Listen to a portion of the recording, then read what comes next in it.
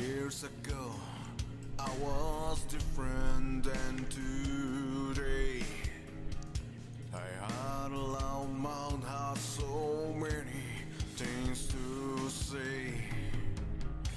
My hair was shorter and I promised it would stay. I'll never touch it till that day you came. Years went by so fast, living life so fast. Finally we saw a light up ahead, but didn't last. It was in time, no.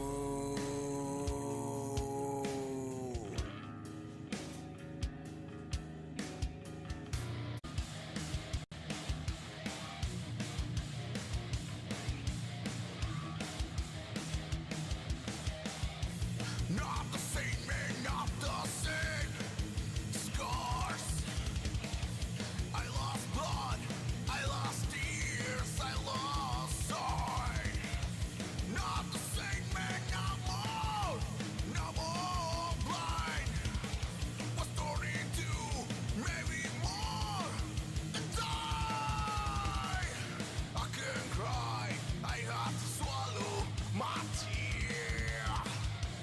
I can't run, my legs were broken by fear. I couldn't swim that fast, or maybe that's why. Broken bones, my soul was sleeping. Left behind.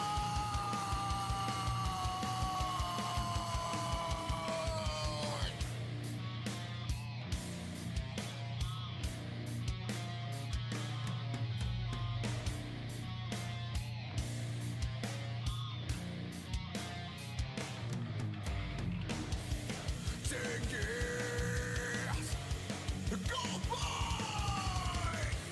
and I'm still waiting, waiting. 10 years behind, and I never thought I'd be half the pain. 10 years go by,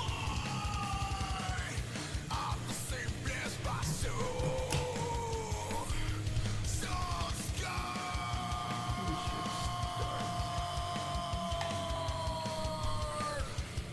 10 years.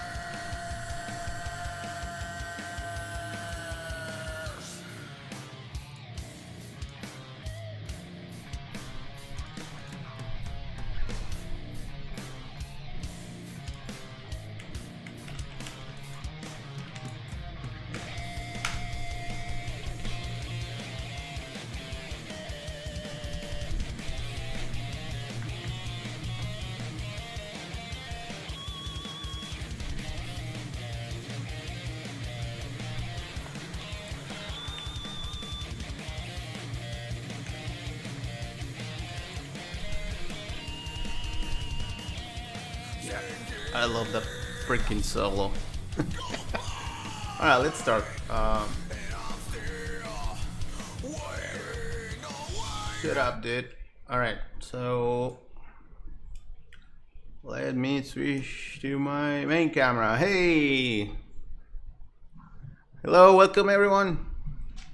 Welcome to another. Let me know if you can hear me alright, because I messed up the previous stream. Like, freaking microphone was in a different position. Let me see. Okay, yeah. The properties of the microphone was picking my other microphone. Anyway, seems like it's fine now. Let me know if you guys are hearing me okay.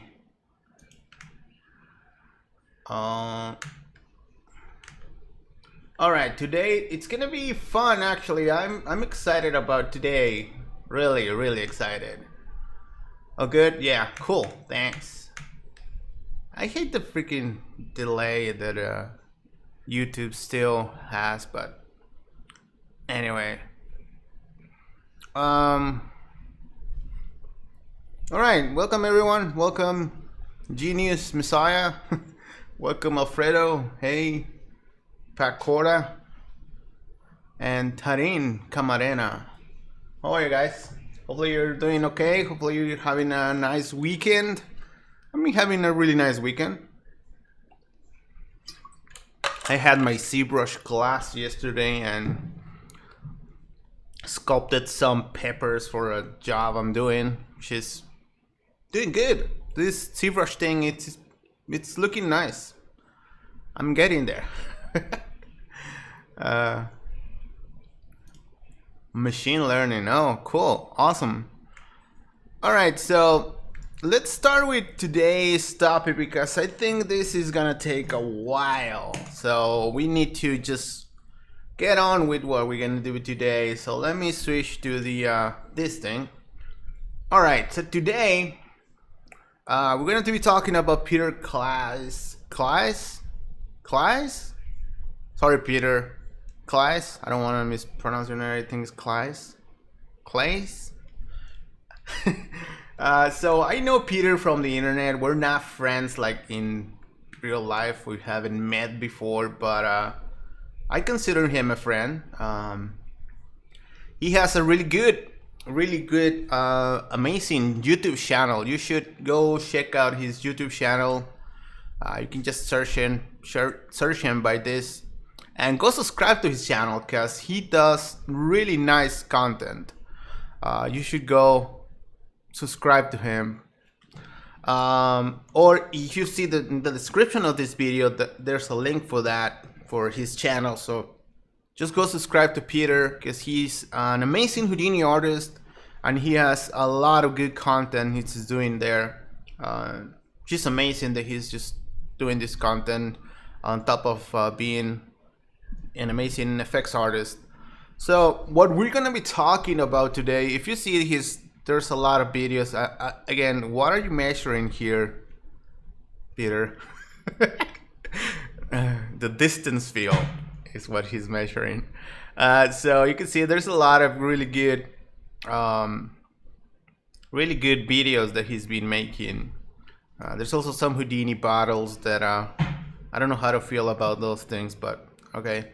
So, but there's also a few months ago, it seems like 3 months ago, he posted all the videos from his tutorials, from his soul tutorials from 3D Boss. If you guys don't know about 3D Boss, it was an amazing community training site that lasted for years and years and years. And then it shut down recently, and they made all the videos available. I wonder what's on 3D Boss right now. Oh, there's nothing actually. It seems like the site is down. Okay, so the site is basically dead. Okay, so but Peter did this, and you should go, and to understand this a little bit more, you should go and watch his video here about that specific topic and why he was posting the videos. Basically is because the videos are now available for everyone, so he wants to post them because it's his videos, right? And I also wanted to release some of the training DVDs that so yeah, and he posted the videos on his channel, which is great. Some of these videos, there's a lot of good videos here. So he even uploaded the files. Look at this. Oh wow, so awesome. For Houdini 9, I'm not sure when this training was made, around 2008. It says done in Houdini 8 and 9, which is great because we're gonna try to follow one of these tutorials in Houdini 18, which is gonna be interesting. I don't want to open any of his files. Maybe we can do that later, but But yeah, I mean, there was I'm not sure if this happened when 3D Bus had a call, open a call for people that they were telling everyone, do you want to do tutorials for us? And they offered, like, I say, like, I think $2,000 or something. And then a few people did some tutorials for them, external people, I guess. I don't know. Seems like Peter was more close to them. Seems like he studied there.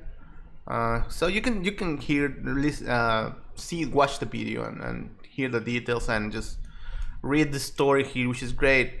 I actually, when that happened, I actually applied to do some tutorials. At the time, I think I was still using Maya. I think, I don't remember. So I was actually denied because I didn't have experience. So they were like, "Oh yeah, can you do this? Can you really do what you're saying?" And I was like, "Probably."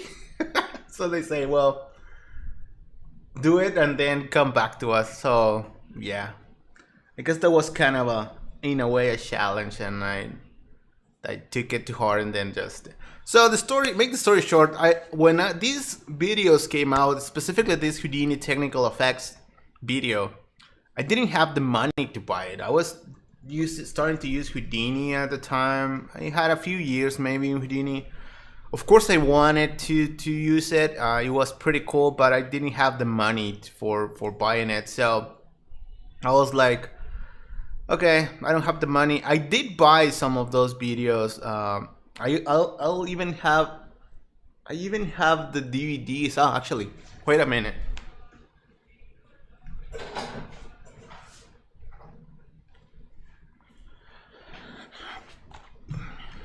Here it is, one of the DVDs. I have it here. I did bought this one, which was amazing. It includes that bridge tutorial here. I mean, I don't remember that. Did the bridge asset was done by Peter as well? Seems like it is, cause it's here. I don't remember this, but well, we're gonna concentrate on this technical effects DVD, which is the one that I wanted to see. You can see this is all. This is all stuff, but I want to do one of these videos and see. I mean, let's see how it goes when if this is still relevant today. How am I gonna do this since I need to actually hear this, but I don't want to play the whole thing. I don't know. Not sure how am I gonna do this. Should I just, I don't know. Should I just see it on the side and then reproduce it? I don't know. There was a few effects on this video. Oh, this is the same one I just said. Hey Cesar. Hello Jonathan, and hello Hanji. I don't know. So there was a few effects on this. I wanted to do. There was one flipping effect that I always wanted to do, and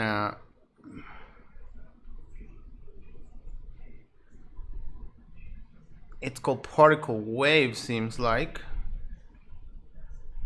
So I guess let me think. I guess I didn't think this through.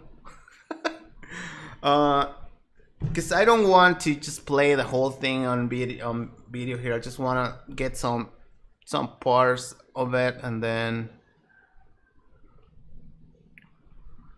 I think is this one, particle wave.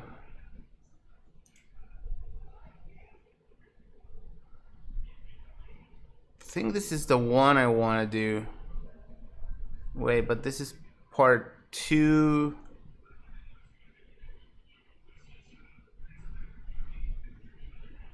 I always wanted to do that effect, and I was like, yeah, I should. I never had, well, I didn't have the money to buy the DVDs to see it, so I don't think. Let me find the first video. I don't see the first video. Particle wave. It's cool, seems like. Particle wave part 4, particle wave 3, particle wave 2. Whoa, there's two twos. Particle wave 3, 2. This is part 1. Okay. So yes, this is the one that I wanted to do. I mean, I did an effect like this. Let me switch to the other camera. There we go. So this is the effect here. So I'm not sure what he used. Again, I haven't seen this video at all. Like, I haven't even seen this version. But I always love this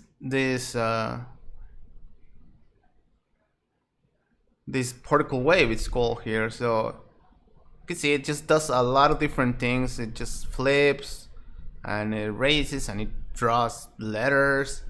So I think it's pretty damn cool.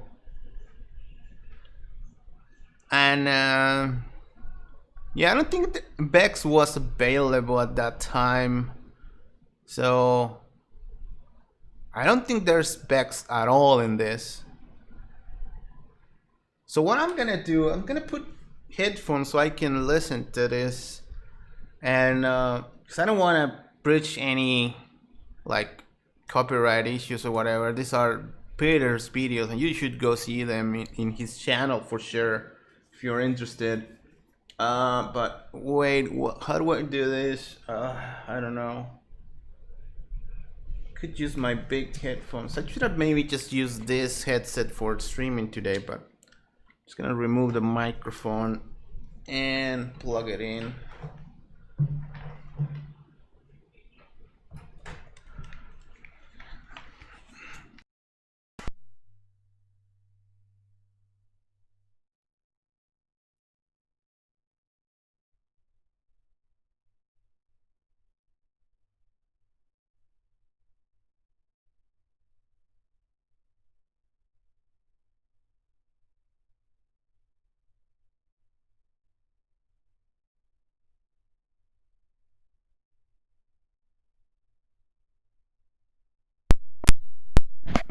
Hey, you guys hear me okay there? Can you hear me okay? I think I changed to this, and I think I have this connected now. Let me know if you guys can hear me okay, because I switched the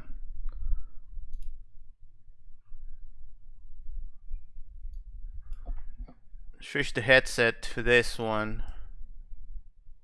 I can't really hear anything with this. Seems weird. Need to change my audio.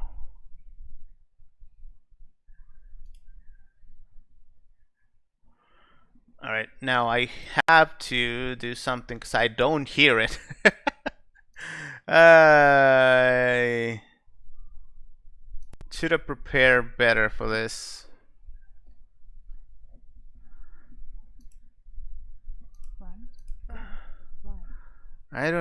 It's weird that I'm not hearing I can hear my system sounds, but I don't hear the YouTube thing. It's weird. Anyway, okay, so it's seems like it's working there. From there, from left. Let me just figure this audio thingy, please. Maybe I just need to restart Chrome or something, because I don't hear any of the Chrome sound for some reason. Ay, ay, ay. What did I do? Let me hear. Nope.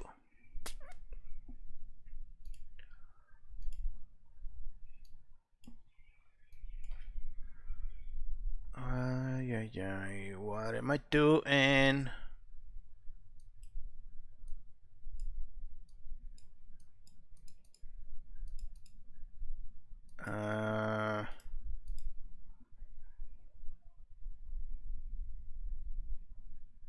Digital out? No, this one. Damn it.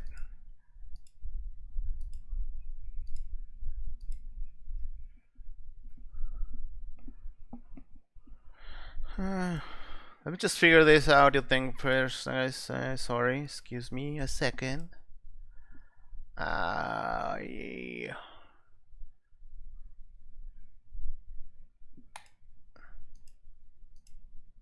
Huh.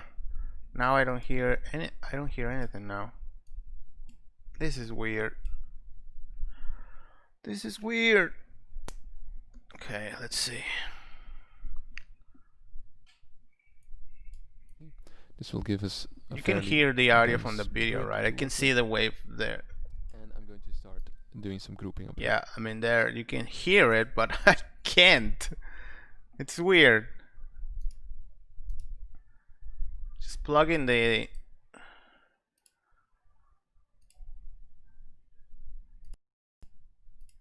Alright. So you can still hear me, right? Okay. Yeah. What am I doing?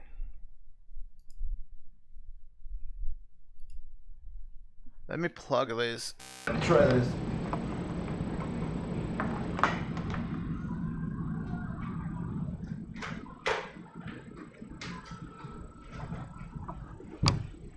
Okay.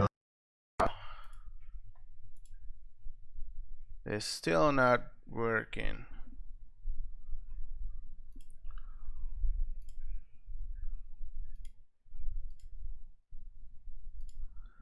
Huh. I don't want to.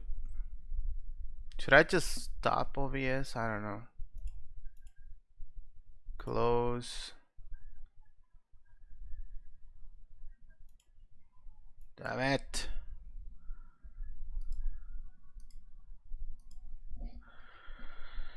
Not sure why this is not working.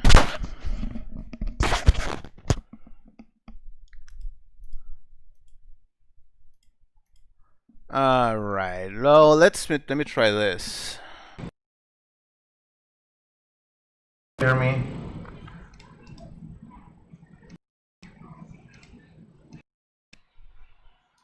All right. Can you guys still hear me? Right? You guys still hear me? I'm gonna plug this over here. It's gonna have a freaking cable in my face, but that's what I did not want it to do. But anyway, I should be able to hear now. Can you guys still hear me? Let me know if you guys can hear me, because I'm still messing with this stuff. Technical difficulties, I guess. Let me see.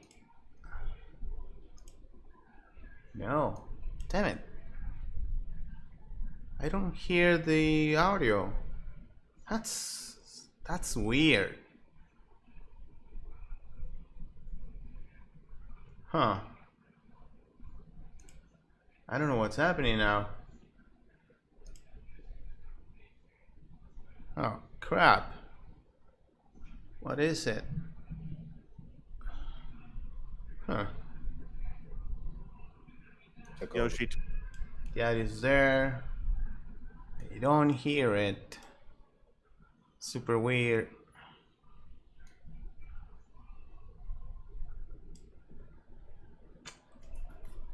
What is happening? I don't know. Boy, that's a Swiss Army knife. That's super cool. The overdrive. Let me I remember I was with Keith Thorne. let me connect this over here. There we go. Okay. All right, now I have audio. Okay. Now I can hear Peter's voice. Look at that. Okay, or hear that. Okay, so let's start doing this. We're gonna do this particle wave. Okay.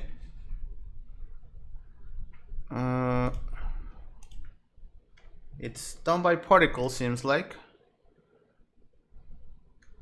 Let me save this to here. Makes Peter Claes particle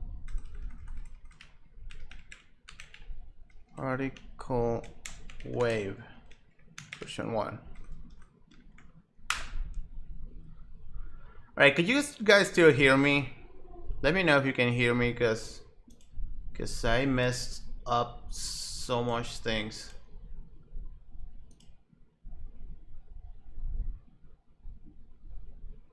So yeah, seems like it's fine. Okay.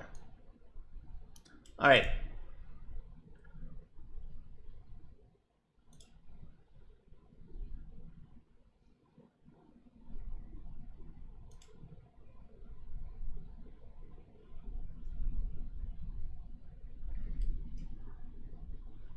Okay.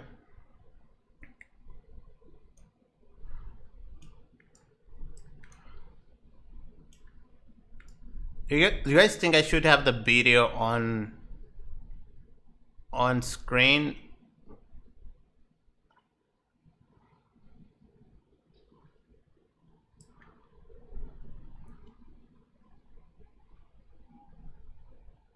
Because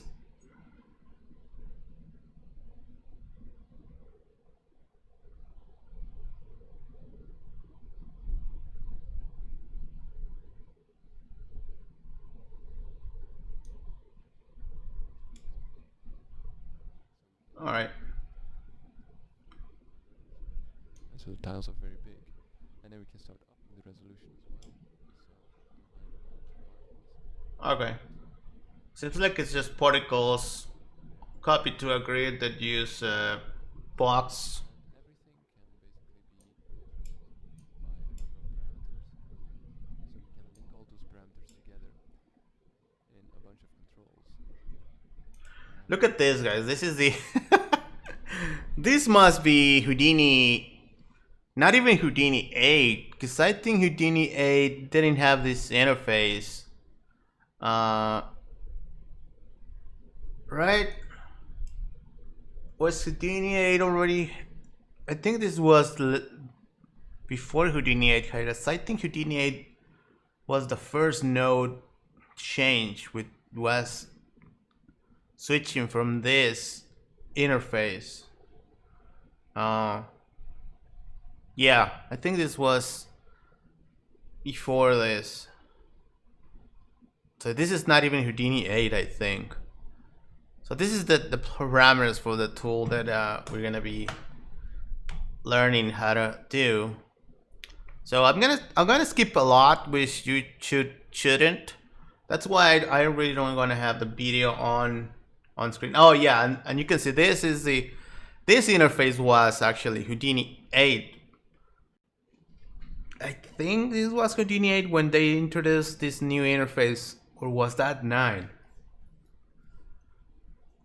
I don't remember if this was 8 or 9. But yeah, this was. So okay, I'm gonna skip a lot of stuff because I'm just gonna basically see what he's doing and just doing it along. I mean, doing it fast. Basically, it's what I mean. So I'm gonna organize a little bit here. You know what? I can have this guy over here, right? I can put it over here, the chat, so I can actually see you guys all the time over here. There we go. Okay, nice. Can have my chat over there. Okay, so we are going to create a grid. We're going to, let's call this particle wave, and then let's go inside. He has a box, and he is copying to the points, the box. He is using a null as a master controller, which is kind of a null practice that we used to do, but let's keep doing that. We could just do this right now. We could just do an HD8 of this and then just copy it from there. You know what? We could do both ways. I don't know, but sometimes I don't like to do this null it's still because they later I'll have to connect those attributes to the HDA, whatever. I could just do a script to make this into whatever the HDA. But you know what? I'm just gonna do it right now instead of doing a master node like he's doing in the tutorial, which later will become the HDA parameters. I'm just gonna do it from the beginning. I'm just gonna grab this setup and say, okay, new digital asset from selection.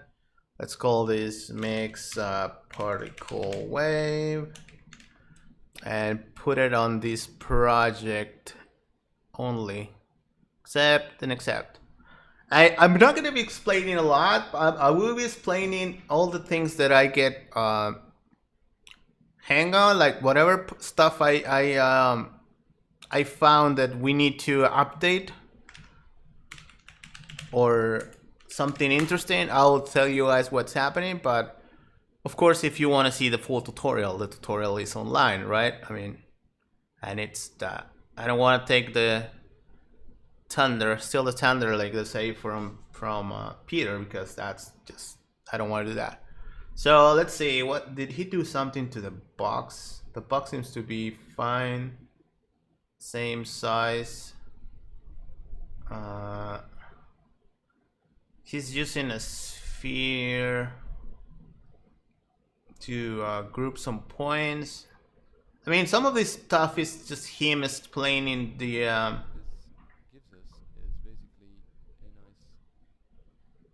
I'm gonna play this like an 2 times velocity.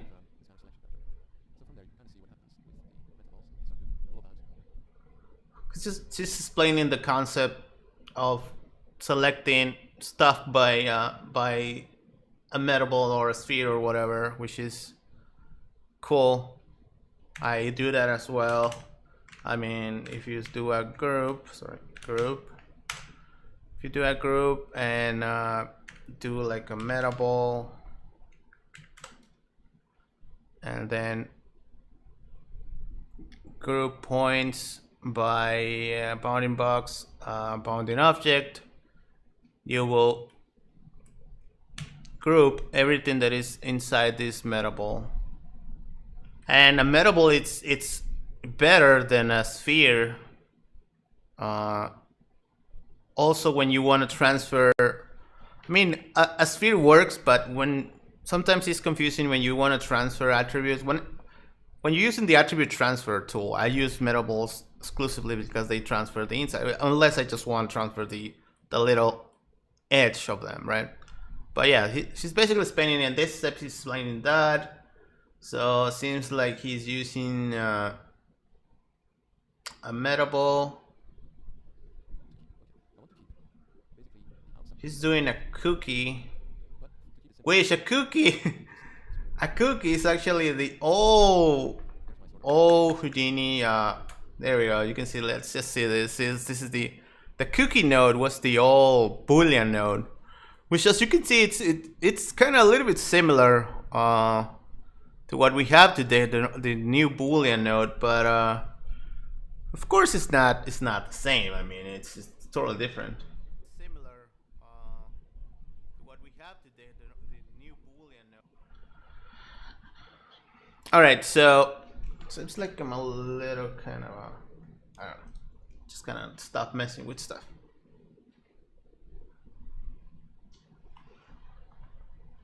I'd rather move. Okay, so he's using the cookie to cut some parts. Let me see what he's up to.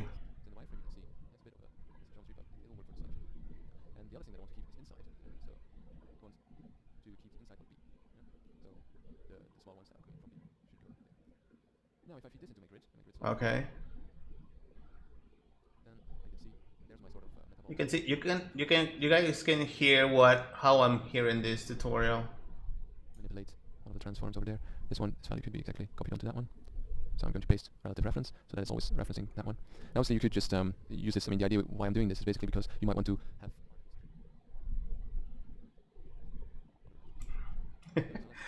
Yeah, so I'm listening it really fast because I don't want you guys here all day. Is I want to put them into their own groups. So an easy way of doing that is we are going to be given a different number. Select for each group. Basically, start coloring the values of my grid. So let's make the grid available. Press W to switch to shaded mode. He's also using the for each node, which is again also old, which is this one here. It's no longer that node no longer exists, I think. So that one, this node doesn't exist anymore, so we can't use that. So he's partitioning the objects, I guess, in here to later use them. I don't know exactly how yet. So okay, so it seems like it's giving the grid color black. Let's just put it black. And then I guess I could switch the background to a lighter color. I actually have a tool for this. Where are you? Where are you? Should have a tool for this. Wait, that's not what I want. Mix internal tools, toggle background. There we go. I like this tool that I made to toggle the background, so I don't have to go to the settings to do that. Okay, we have the color.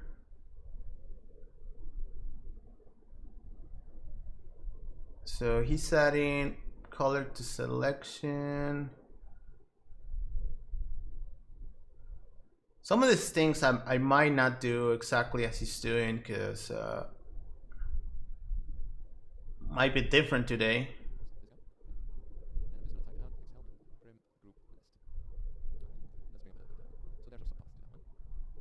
So what we need to do is we need to type in prim group list, and this will choose one of the arguments fed into this function from the prim group list. So I'm going to put this into my argument counter now. So basically, let's put argc around this.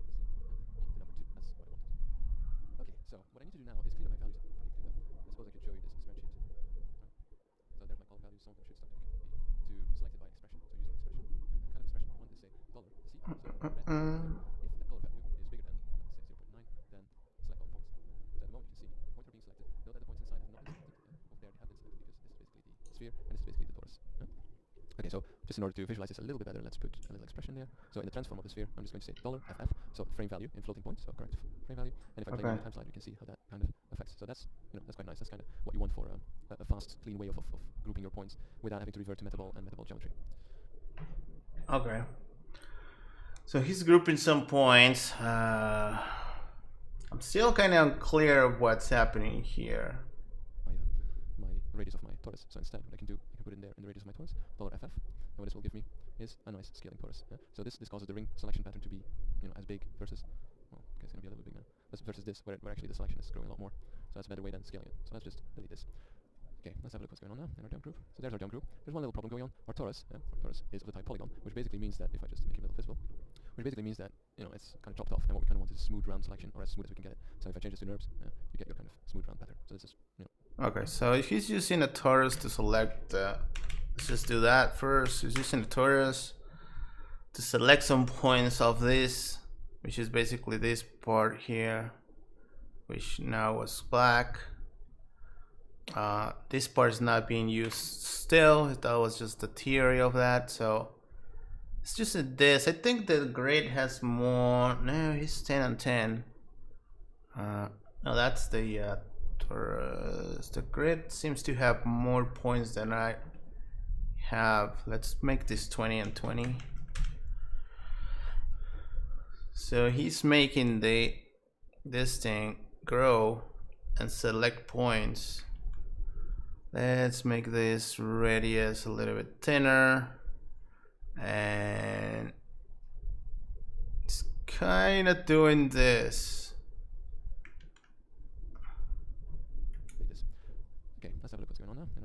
So there's our jump group. There's one little problem going on. Our torus is of the type polygon, which basically means that if I just make it a little visible, which basically means that it's kind of chopped off, and what we kind of want is a smooth round selection, or as smooth as we can get it. So if I change this to NURBS, you get your kind of smooth round pattern. So this is preferable.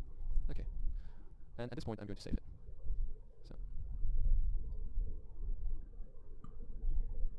So torus, lower FF, and this will give me growing a lot more. So that's a better way than scaling it. So let's just delete this. Okay, let's have a look what's going on now in our jump group. So there's our jump group. There's one little problem going on. Our torus is of the Okay, so he's doing basically after this is getting the I mean, he's changing the color of whatever is selected here. Let's call this selected what is he calling it? Why is my S doesn't working? Isn't working. Jump group, it's calling it, I think. So now if I say that this jump group is gonna be this, I'm not sure how he did it there. I missed a part, but I can't just promote this, I guess. Promote if I can freaking attribute promote this color to primitives, and this is kind of what he's got there. Give me the maximum of that, and he's scaling the radius with $FF, he said, and that was super fast because this thing is just, so this is kind of what he's getting at there. You can see this is what's happening here. I kind of got the same effect there. If so, he defaults, so it's quite small now. And I'm going to start scaling him up. So, he did it in a certain way. I'm not sure why he's using a for loop there. okay, let's have I mean, this thing is not what I'm doing right now. It's not to say that what he did wrong or what he did right. I'm just trying to learn the effect, really. But I'm gonna do it the way that it makes sense to me, in a way, because I don't have the time to just sit here and see this tutorial completely. If I had the time, well, I could just do that. If I wasn't here live with you guys, right? Because if I just do that, you're just gonna be bored. Me watching a tutorial and following it, like, it doesn't seem like the best thing in the world, but yeah, you can.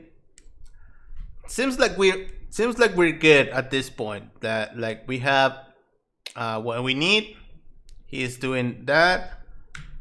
He's doing this, grouping the points by the torus, and then making those white, which is what we have here, and making that into a group, basically. I think the points are the group that we want there. So in this case, this really it's different than what he's getting, really, because I'm getting the points here, and then I promoted that to this. Let me maybe the minimum. No, the first match. Maybe the first. No, it's not exactly what he's getting. I don't know exactly how big his grid is. Could just go back to where he tweaked the grid. 20 by 20, yeah, there it is. It's 20 by 20, so I'm good there. I mean, it's gonna be a little bit different, but close enough, I guess.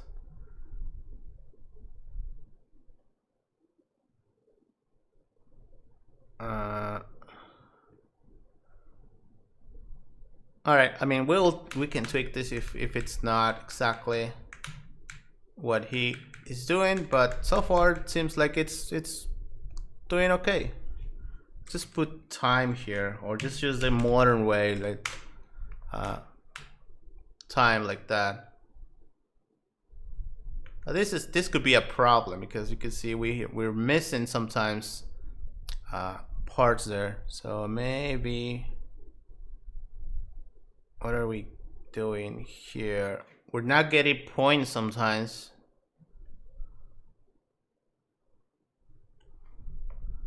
In some frames we're not getting points, which looks a little bit weird.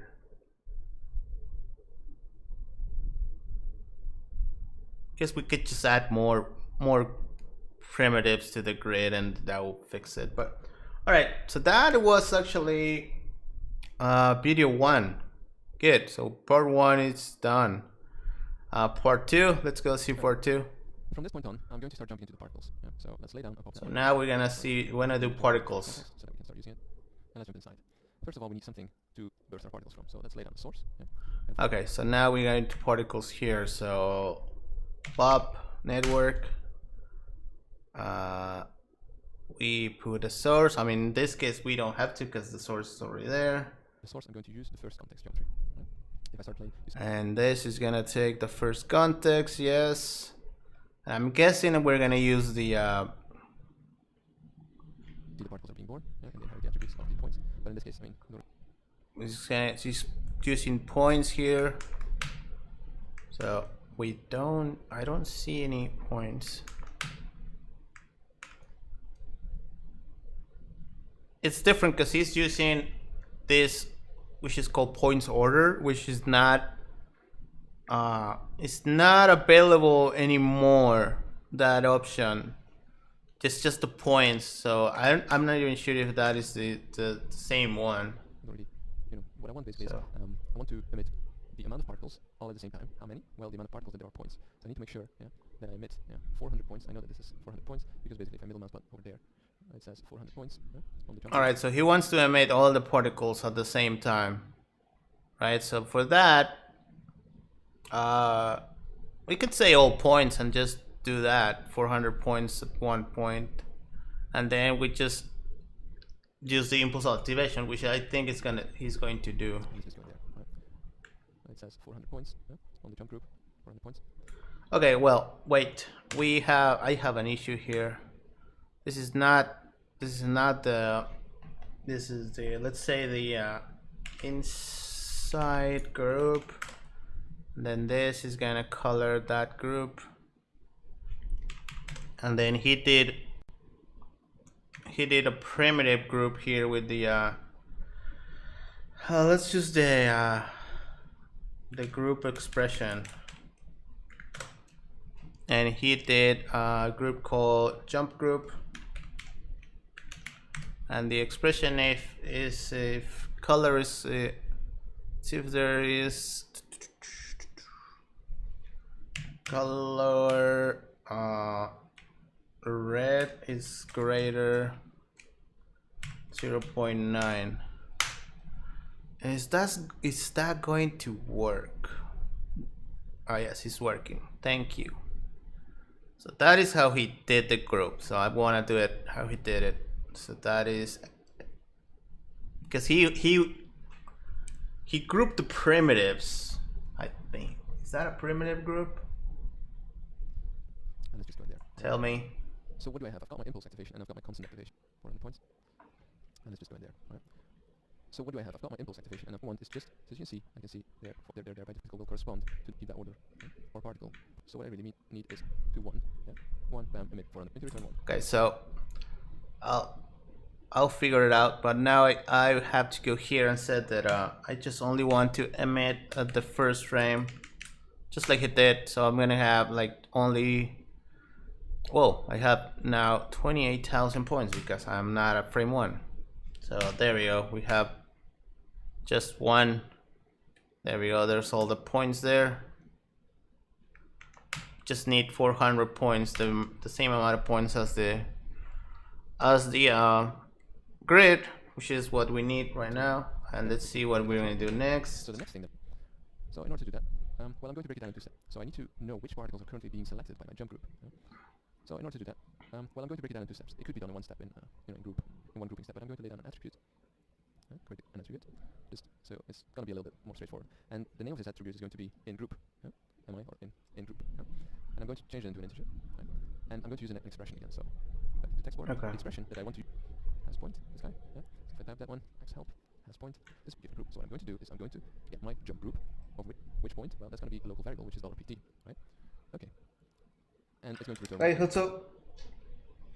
so this being an older tutorial is using a lot of Yeah, but if you forgot, then you just go up again, yeah, and just go look for them. HScript stuff. Group, yeah. Another thing which might be a good idea now, since we're starting to Wait, here I can see. go up again, yeah, and just go look for them. Okay, so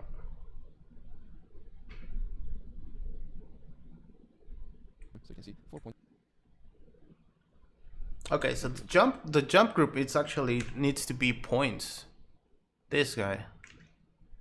Jump group. That is not the name that I wanted.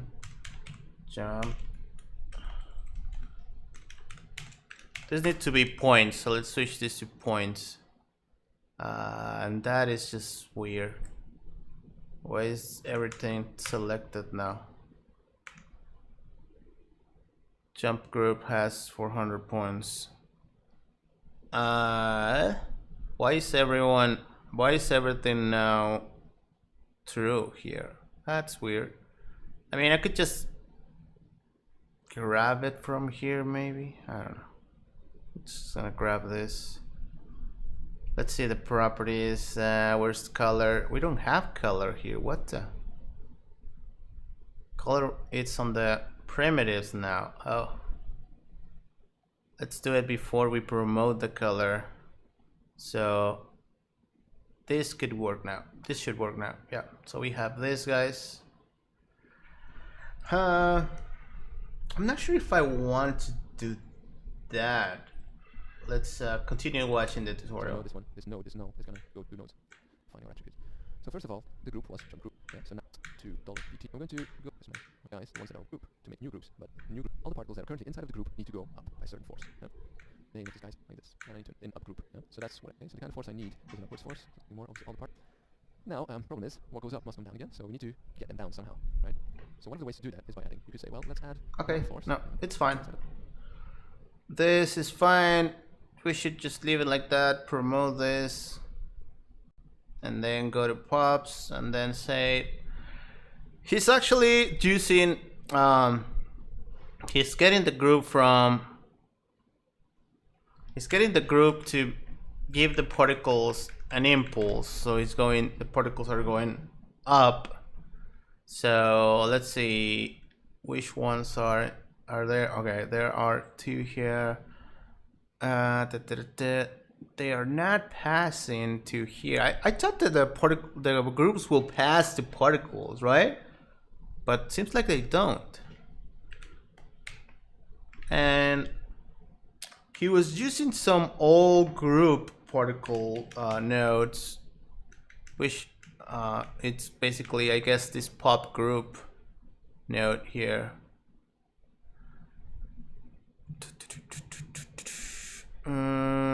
Jump group is called in group. I think he called it in group, reserve group. Let's see if this works. Pop group, in group. No. Anyone know if you can actually get groups from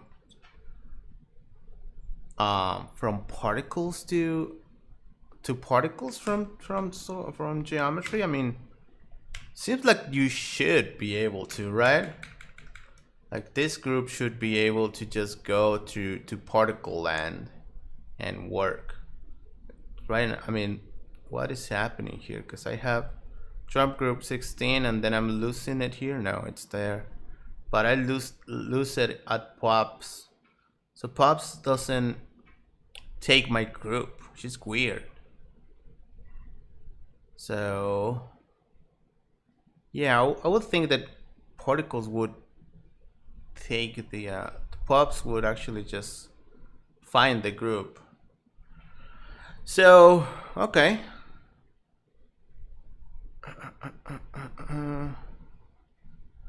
So we would need to what do I do here? I want to do something here simpler.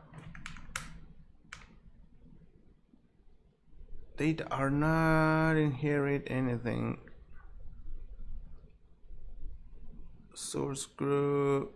I can use this group for sourcing. You see that it works for sourcing it. You see it's just using it for source. I'm not sure why this is not actually doesn't receive the groups. It should just receive them, right? That is what you expect to happen. All right, so this is not what we need. So what we need, let's try to see how he did it again. So he did an attribute. Don't do this. He did an pop attribute. Is that actually, doesn't even exist anymore. So To group, to make new groups, but new groups. he's basically doing,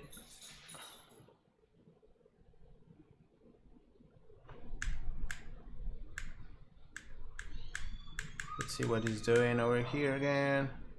Now, since we're starting to reference different nodes in between contexts, to add a little null in between these two, just so we kind of can reference this easier. It's kind of good practice to do that. And I'm going to name this one 2 pops. So I know this null is going to go to particle operators. It's always going to be the input. And whenever I need to change something, I can just input it in between that those 2 nodes. Okay, so I'm going to be referencing this guy 2 pops, and it has my group on it, and it's got my jump group on it. So let's go back inside and let's start defining our attribute. So first of all, the group was jump group. The sub in particular was called 2 pops. I just made it. So what I do know is that it's a level up. Yeah. So now I'm in the pops level, and it's another level up, and now I'm in the subs level. Okay. And the one that I want is called 2 pops. There. And the point number, like I said, was going to be a local variable. Okay, so he's creating a group from an expression. We could just do, trying to think here, source group.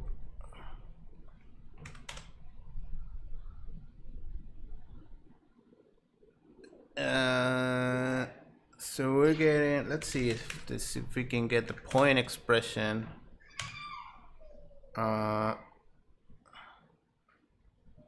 Here, let's just make a null like he did. Let's call this 2 pops.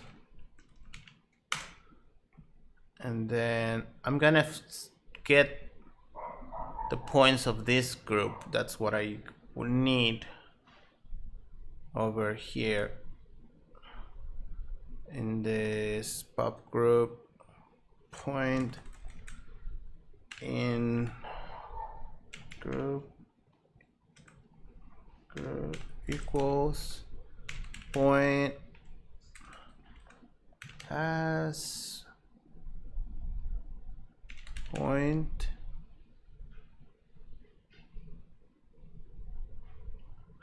attribute, maybe. Let's see, what is the point attribute? Geometry string name attribute.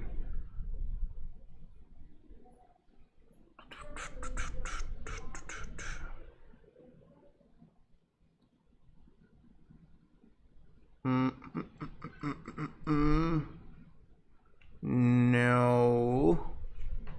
Let's see, pops. We could just get them. I've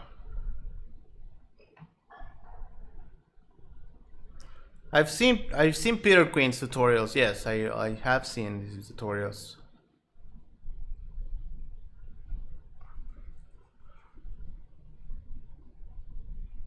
So I'm thinking if I should do it like he's doing, or I should just do the modern, I mean the way I know how to do it, because what he's doing right now, it doesn't work, because there's no a script, I mean there's no pop attribute node anymore, and there seems like there's no way to do that. Should be basically a pop wrangle.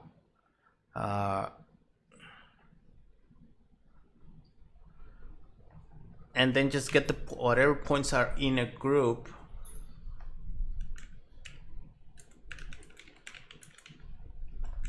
which I always forget how to get. So we can just say bind it to the first input, which is talking about this input here, and then just say the in group is gonna be equal to in point group.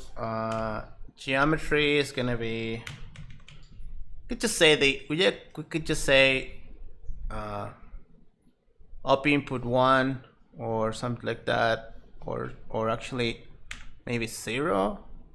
Let's try 0, and then we need, what else do we need?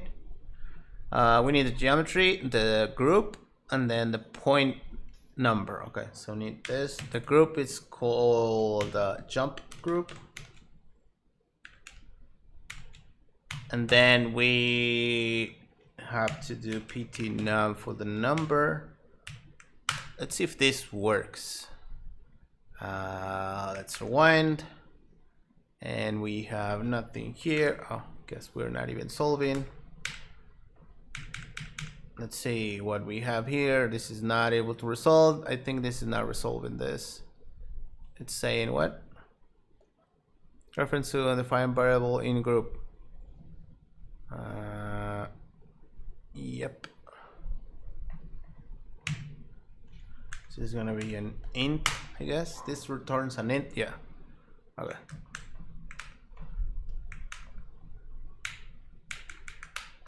What is it complaining about now? Oh, it's working. So it's still complaining. We should just make this a group, right?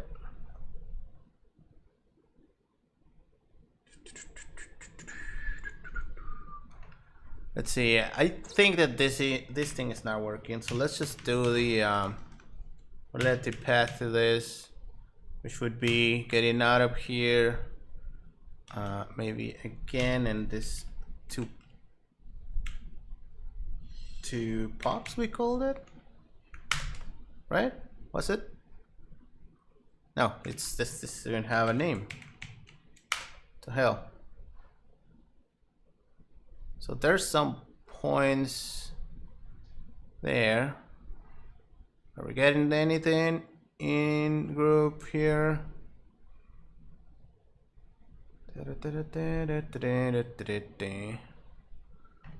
Is the group name correct? Jump group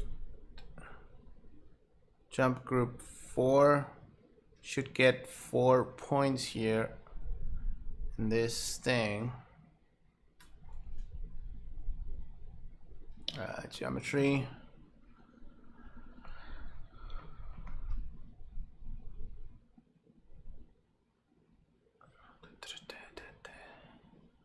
How do we? There's nothing in this group. Huh. I mean, in this thing. How do we make a group here again?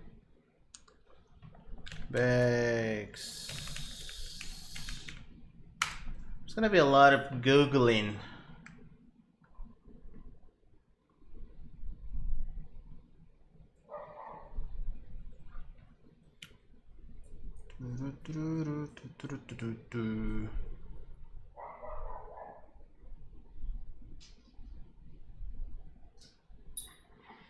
I don't think this is working. So can anyone see why this is not working for me? I'm trying to get the points that are in the group, which is, do I need to go out 2 levels here, or was 1 level? So 1 level will be out on this now, the second one will be out of that. So yeah, that's fine. Then the jump group, the group is called that, and then pointing num is that. This should be okay, but seems like it's not working. Maybe I need to rewind.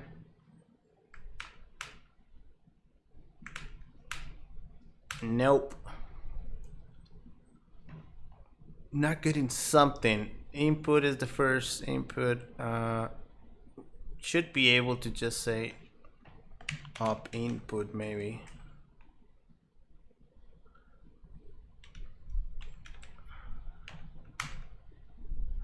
But doesn't want to. I don't like this method because sometimes it works, sometimes it doesn't. Maybe I always do it wrong. I don't know. Okay. What should I do here? I was thinking, does this would work? Why is it not working? In group, in point group, that is it is a point group, right? It is a point group. Yes, it is a point group. Pops. Let's search Houdini pops get points in group.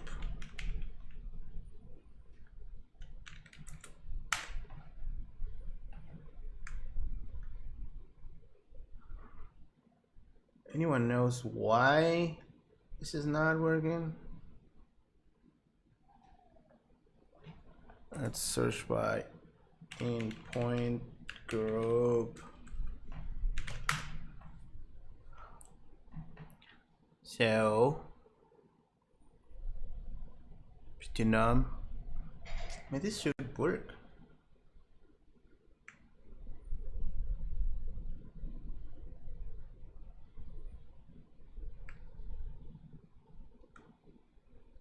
Seems like it should work.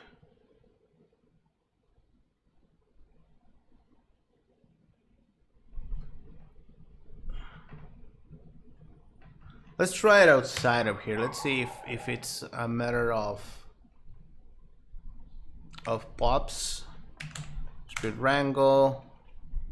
Say I'm gonna create an integer attribute call inside something, and then we say that is gonna be in point group 0. Then it's called jump group. Then we want the pt num to use that, and then we just say done. So now we should have inside, let's see, the geometry spreadsheet inside. There it is. I mean, it works here. We have these points as they are here in this inside group. What am I doing wrong in the other one? Huh? What am I doing wrong, guys, here? Is this not evaluated the same way?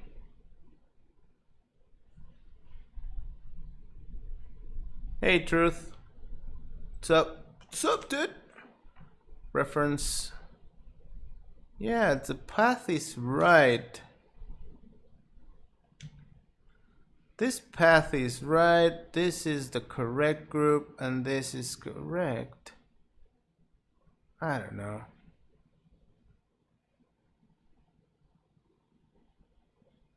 Let's see again this. Any ideas? In group. It's not working. What the hell?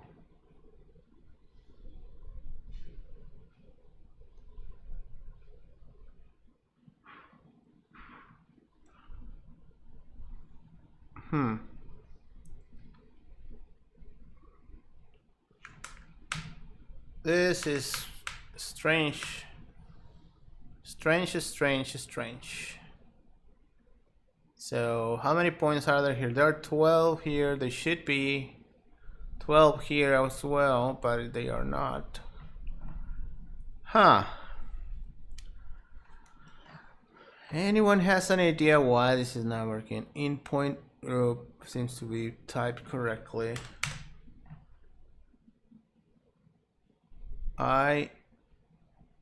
Let's call this different. See if the name inside pop. Let's see if that makes a difference. Doesn't seem to make a difference. just say, let's say pop colored, so I have, so if I know that if I do that, let's say that inside pop equal 1, let's make those red and like this, so I don't have to be switching to this. So yeah, seems like it's not working because this should just make them red. And let me wait, let's see, where's the points? Let's remove the guide. The points are there. Okay, I see the points and they are red, so let's see the points bigger. Bigger points. So the points are red. Let's switch back to my dark color. If I try to do the whatever, when the ones that have inside pop equal 1, that means nothing to this thing.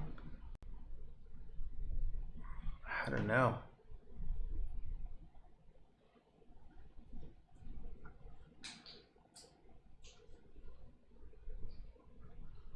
Why is it not working? Let's just create a group here. Group inside. That should create a group for this. There we go. It's not getting it.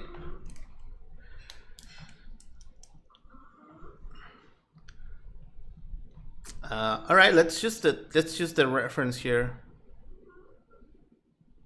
Let's just hey Carl, do you say use the first input or just select it with the input itself like this, or how are you thinking here? This should be just be, and then it should be just what, 0?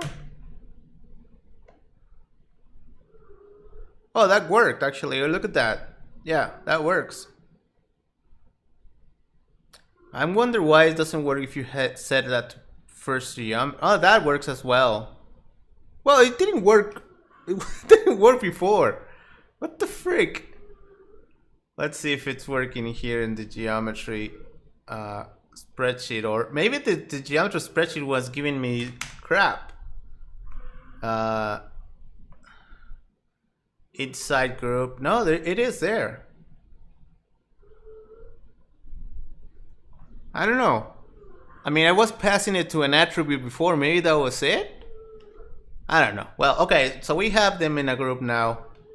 This should be working now. At least that seems like we had them in a group sometime the next year. So yeah, okay. So something there changed. Actually, I can just use the group here now. So they are working now. Look at those. All right, they are working. Yay, working. Right on. So great. Now what he did. Thank you for that, Carlos. Somehow that triggered something that I was missing. Thank you. So where did I put the tutorial now? Oh, here it is. Okay, so now he added. I'm going to go currently newly created being inside my group and currently being in the group. Okay. Now I'm going to use this attribute to group to make new groups, but new groups on currently inside of the group need to go up by a certain force. This guy's in group, so I can use. So that's Dogs are barking now. So we need to. So he's adding now he's adding some force to those points. Okay, so let's add. I'm adding color to this thing, so I don't really need to, but pop force. Pop force. It's going up by 5, and it's saying that do it to that group. And there we go. Now it's working as he's doing. He named the group up group, so let's change that to up group. Up group, and then just let us change this over here. Up group, and over here as well, up group. All right, so now it's working. It's doing what he did. So yeah. All right, so now he's saying. Somehow. So this is where we are right now. This is the tutorial. You can see. So we have the force. We created that group. He created it using an attribute name, which again is not and it's not available anymore. So now the particles are going up the same way that we are doing it. They are different. I can see his shape is a little bit more cone-like, or a little bit less cone-like than mine. I'm not sure why. Maybe the force has changed. The force has changed. The force have changed. So you can see it now. This is what I got, which is it's different. Maybe my torus is growing. It's growing. Oh yeah, I changed this to time. He has FF for floating frame, so mine is doing. It's going slower. I mean, yeah, it's going slower. So what? Oh, it doesn't exist like that. It's FF like this. So he has something like this. Whoa, that's too fast for this thing. See, this is just not even getting enough frames there. So let's just keep using time here.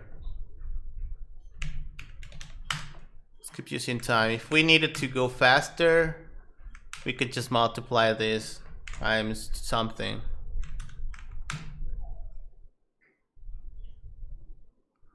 So yeah, you can see that is kind of that is similar to what he's doing. Maybe 3. Let's just multiply it by 3. Well, that is super weird. That's way less slower. Okay, that seems similar enough. Just keep using that.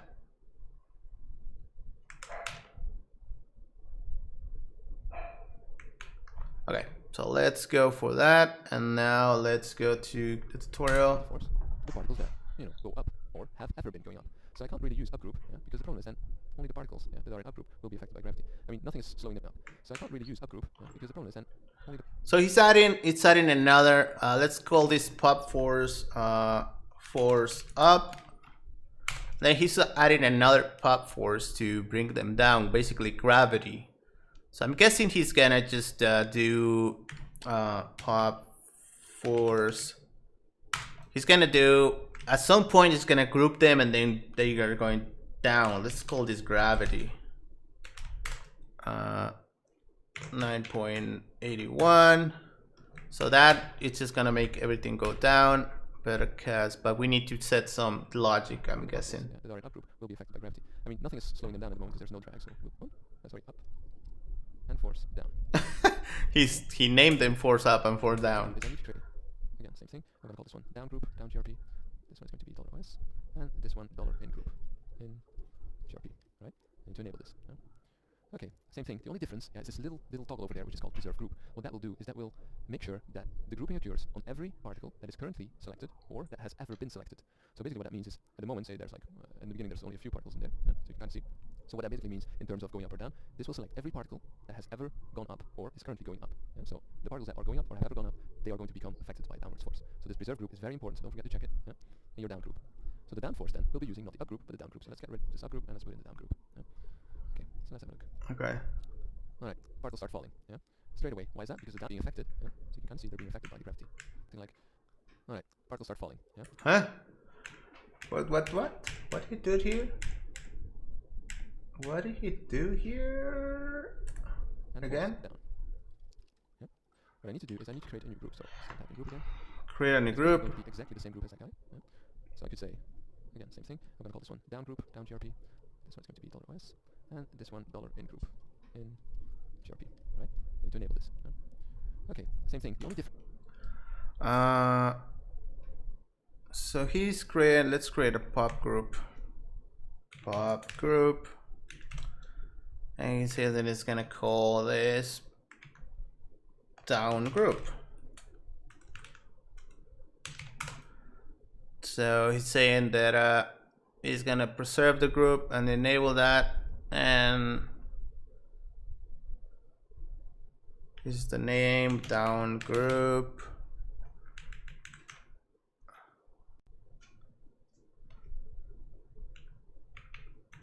Down group, and let's just use that group to go down, and let's say, huh, that's weird. Because what is he? The only difference is this little toggle over there, which is called preserve group. What that will do is Preserve group. I'm preserving the group, yes. This other thing, I don't think this group is preserved. that will make sure that the grouping occurs on every particle that is currently selected or that has ever been selected. So basically what that means is, at the moment, say there's like, in the beginning there's only a few particles in there, so you can kind of see. So what that basically means in terms of going up or down, this will select every particle that has ever gone up or is currently going up. So the particles that are going up are... Okay, so he's using an expression that is saying that any particle that has been in a group, it's gonna be passed to this group, which is weird. I guess we're gonna have to do something different, because that is not, I mean, maybe if I put this to the group before it, that's just gonna fall directly, which is basic. Or have ever gone up, they are going to become affected by downwards force. So this preserve group is very important, so don't forget to check it. And your down group. So the down force then will be using not the up group but the down group. So let's get rid of this up group and let's put in the down group. Okay, so let's have a look. Alright, particles start falling. Straight away. Why is that? Because the down force is a lot stronger than the up force. So I'm going to give the up force, say something like 30. So that'll make them jump quite high, but immediately they're also being affected. Okay, I missed that. So he made the up force made it 30. So yeah, basically this is just getting everything that is in the up group to the down group. It's basically copying the group, but since the force up is stronger, they go up and then they go down because the force up is just higher. There we go. You can see that they are doing that. Okay, got it. Got him. Okay, so that's working. Sometimes seeing these tutorials in so they're going up and they're going back down. Okay, but they're still falling through the floor. So he's doing 20 at the end. Force up 20. All right. I don't know. I think 30 works for me.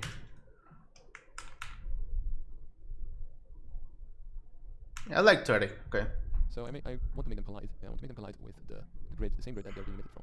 So in order to do that, I'm going to lay down a collision, like this. And I'm going to say the geometry of this one is the same one as the burst geometry, so the same context, first context.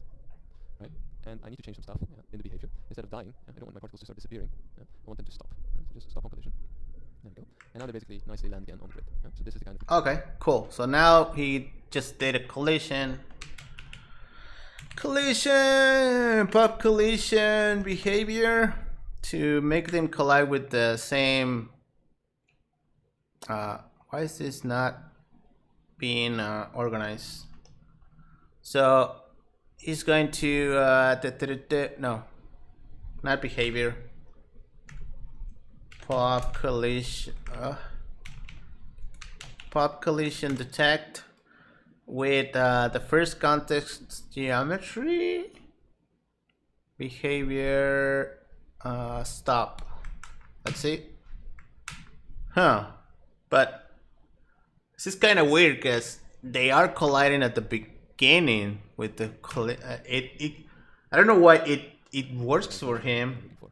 This kind of You can see. behavior. Instead of dying, everyone has the burst geometry. So You can see he's just doing exactly that. I mean, of course, the behavior of this thing changed. You can see it's the same context. He's doing that, doing the collision for the first, and then the behavior. I don't want my particles to start disappearing. I want them to stop. So just stop on collision. I don't know why they don't collide at the beginning, but what we could do is just maybe just apply this to the down group. So, oh crap, they still don't do that, huh? Damn it. How could we do this? I mean, we could move the plane a little bit down, maybe? Or no? Anyone has ideas here? We could just make whatever is in this group, just move it a little bit up to tweak the to hack the if let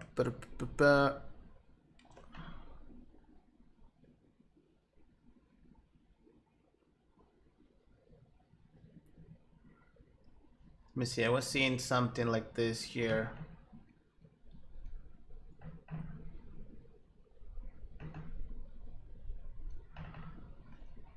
If group up group.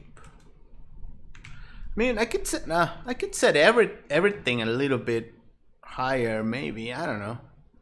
Now let's just do the whatever's in the group equals 1. So basically, just gonna be tacking this a little bit.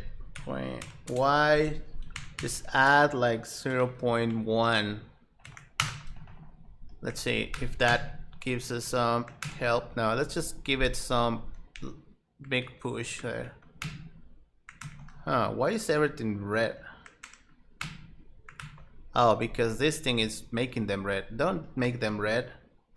But yeah, you can see they are colliding even from the first frame, which is bad. It's just being stopped at the very first frame, which is not great. Use the forming geometry. Let's just make the particle smaller, but that doesn't detect the particle.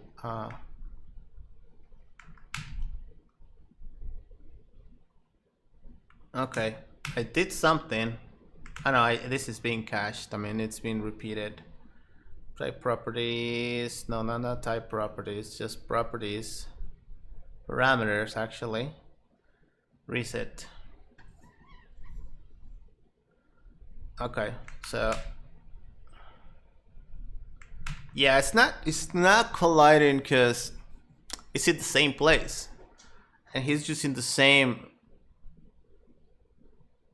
Oh, that the response is nothing right now. Huh? Great. Stick maybe. No, they still don't work.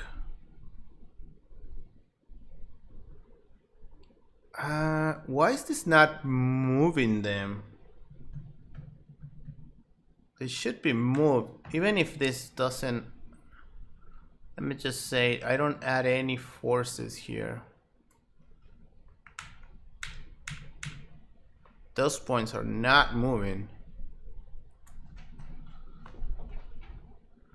Why are you not moving?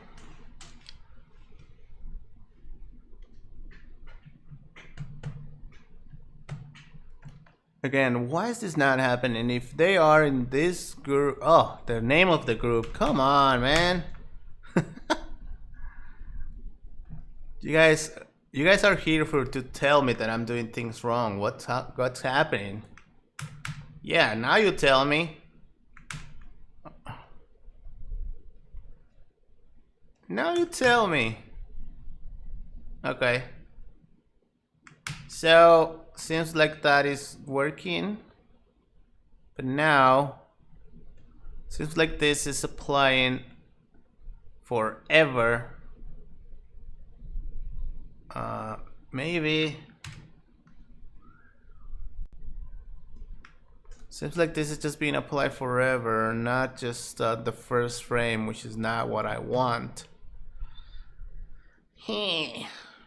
Maybe I could just add some velocity to this so I can make it unstick. No. No. What can I do? 0.1. Because that's gonna work, but it's gonna always keep it at that level. It's not releasing it after that. Maybe let's say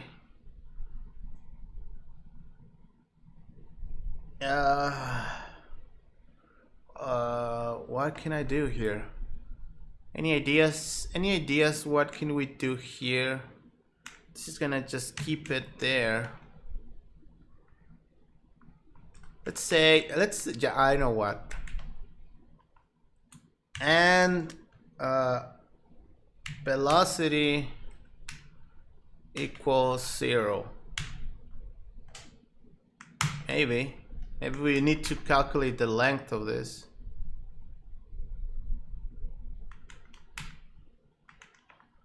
Huh.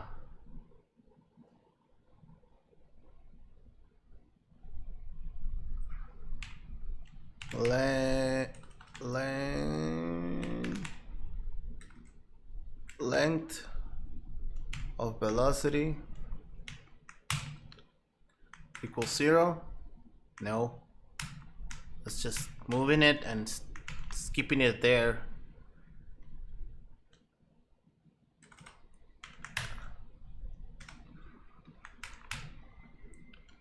Yeah, this is exactly what happens when you look at all tutorials and you're like,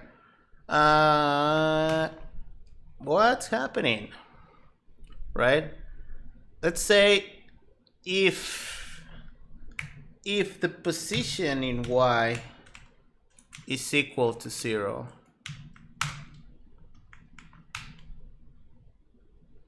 there we go. Look at me. Yay, solving crap. I just basically move the particles up.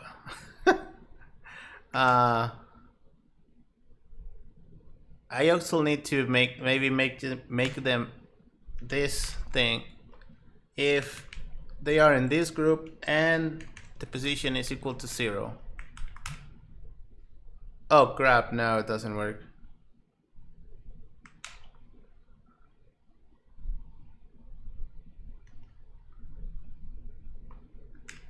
They keep the group.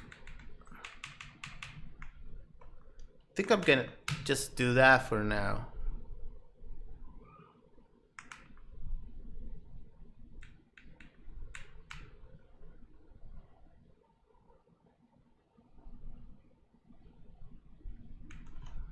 Well, this is basically the effect.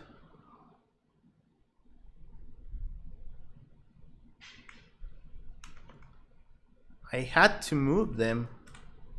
Just move them less so it's not as noticeable. Hey Jack, how are ya? So there we go. Now it's doing what we expect.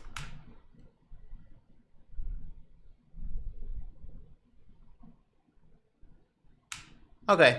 So now it works. Let's just keep going on the tutorial. There we go.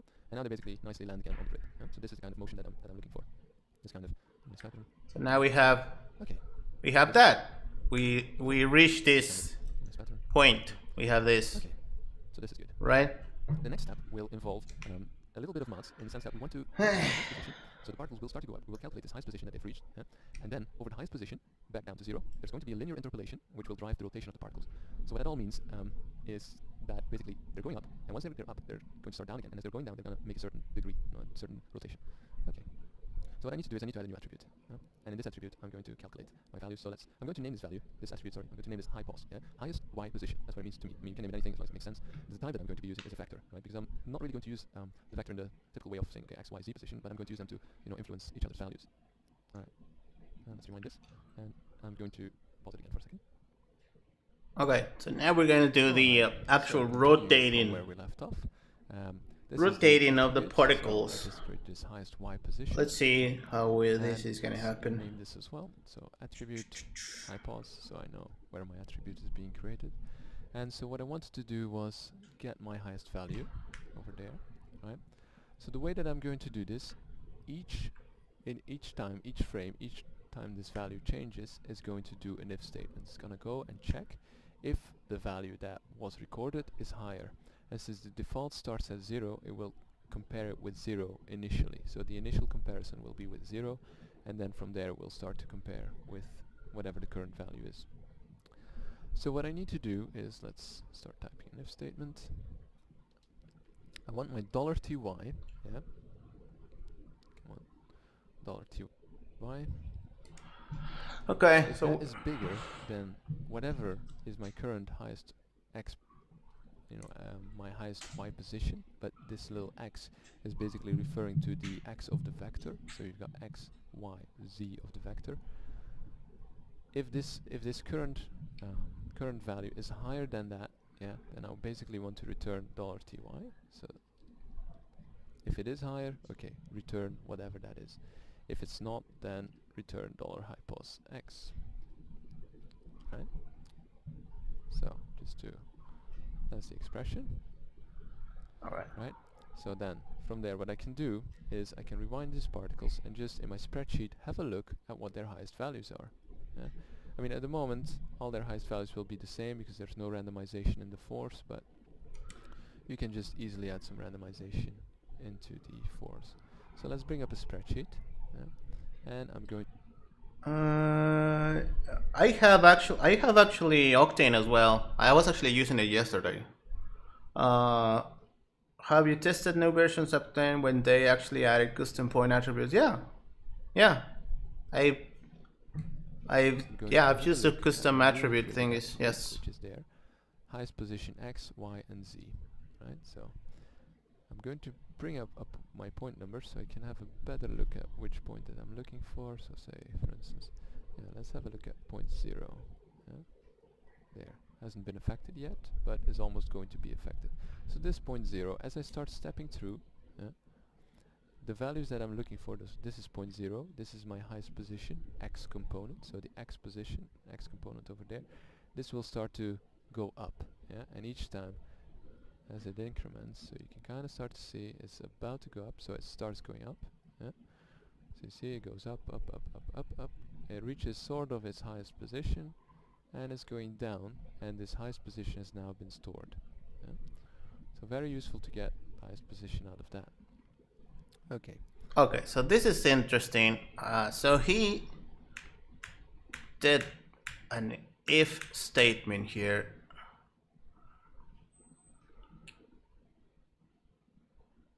So this is an interesting statement, Peter. If it is higher, okay, return whatever that is. If it's not, then return $hypos x. Okay, so let's try doing this.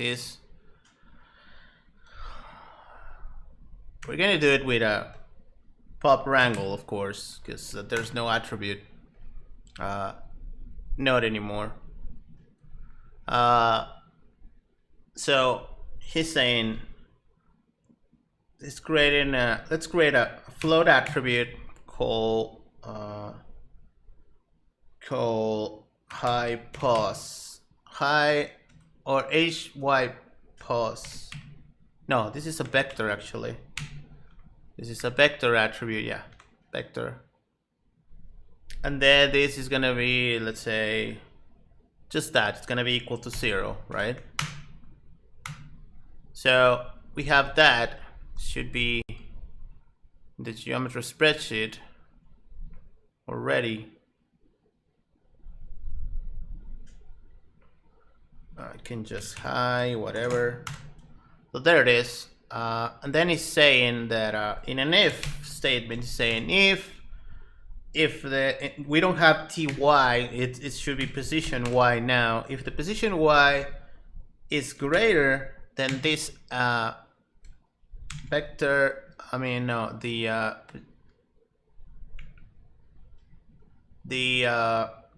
hypos dot x value, then return.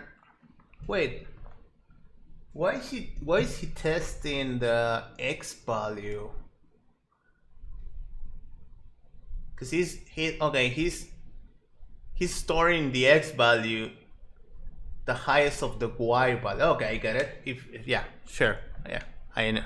It's basically kind of making a copy of the value and storing it in the, getting it from here, storing it in the other one. Okay, got it. So now if that is, let's just do it like this. If that, we could, I always forget how that thing is called. When you do an if expression in one line, that it goes something like this. How is that called?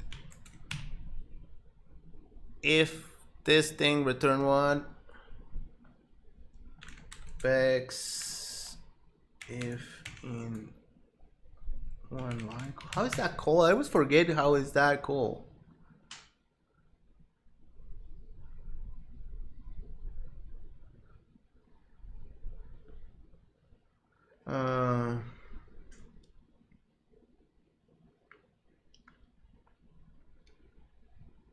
Yeah, here it is.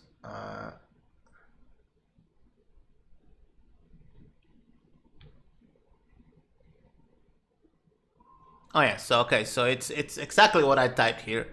So if this is true, return the position y. If it's not true, restore. Basically, it's not return, it's basically storing. Store hypos y, I guess, like that. Is that working?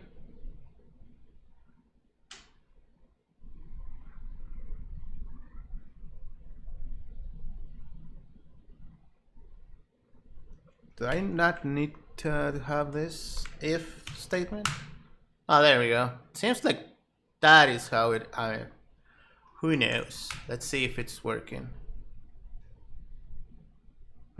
Nope, it's not working.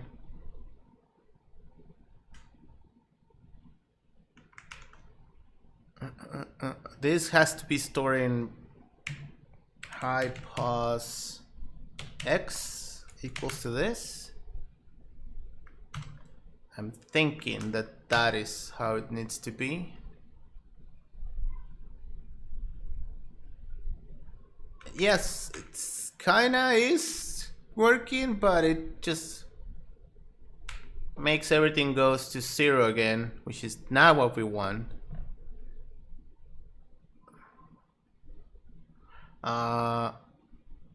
We could also just do this. I'm gonna do this in the long format, let's say. Let's call this. If this is true, say make hypos x equals plus oh, that's what I'm missing here. This is plus equals, I think. Let's see. Exactly, that's it. So that you can see now we're storing that. Yeah, there we go. I mean, yes, I was actually not adding to the current value. I was overriding the value. That's why it was just not working. So basically, what's happening here? He explains this in the video as well. So basically, taking the value of if any particle.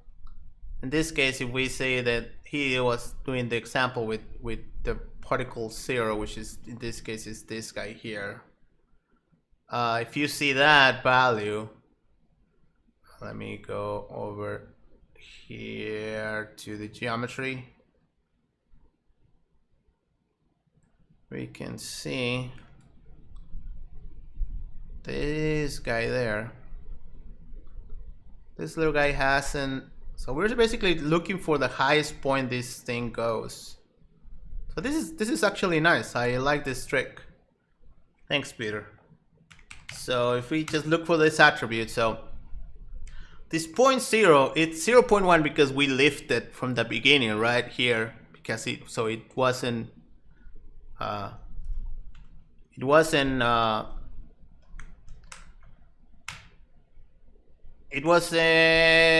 stick to the ground basically. So I just made that a little bit smaller. So this guy right now, it hasn't moved anything up, any amount. So highest position. So he hasn't gone up anything. So he's just there, or it's just the default position. So it's saying I'm gonna add to whatever position.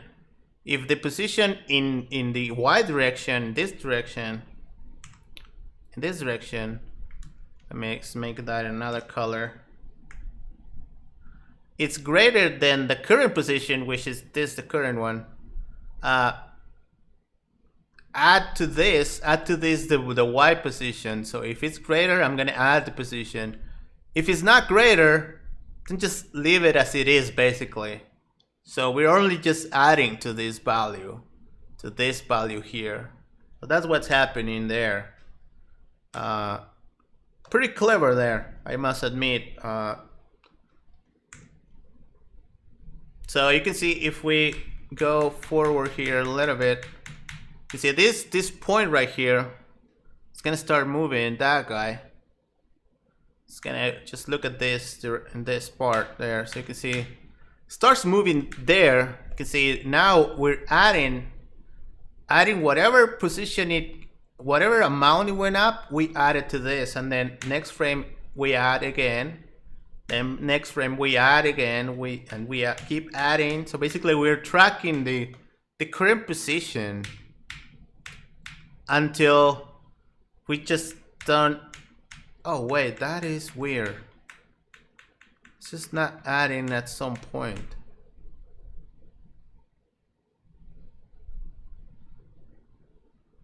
Huh. That is weird that it's not adding. Maybe it's because it's sketch already? Or do I have anything wrong in my logic? Let's see if the position is actually that. Let me disable my drawing thingy. P.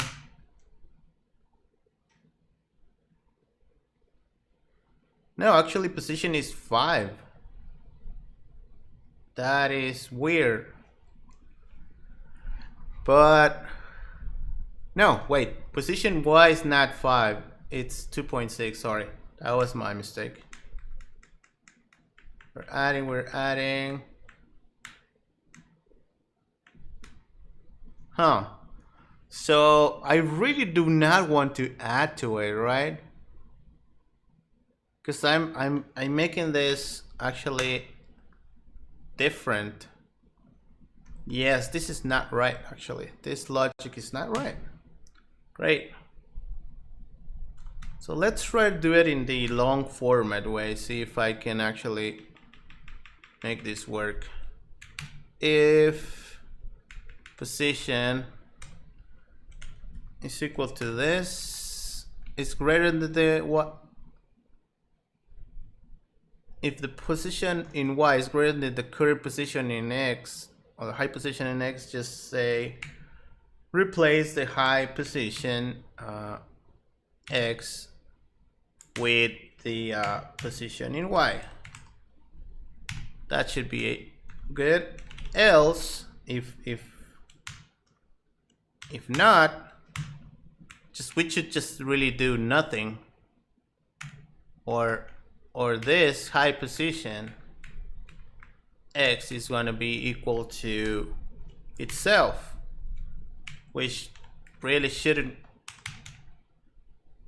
really do this, I guess. I don't know. Let's try this.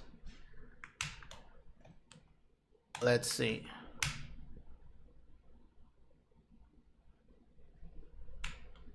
So that point is going up, it's going up. Now, no, it's not working either. Huh, this is weird. Let's see, what am I missing? Oh wait, no, this is should be position. High position Y. No. Wait, let's see, what is he typing here? Yes, that's what he's typing. So just to Huh.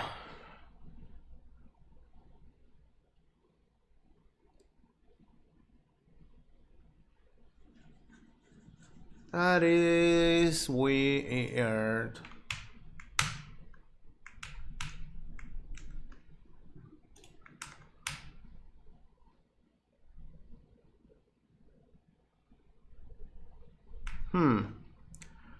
I don't understand this.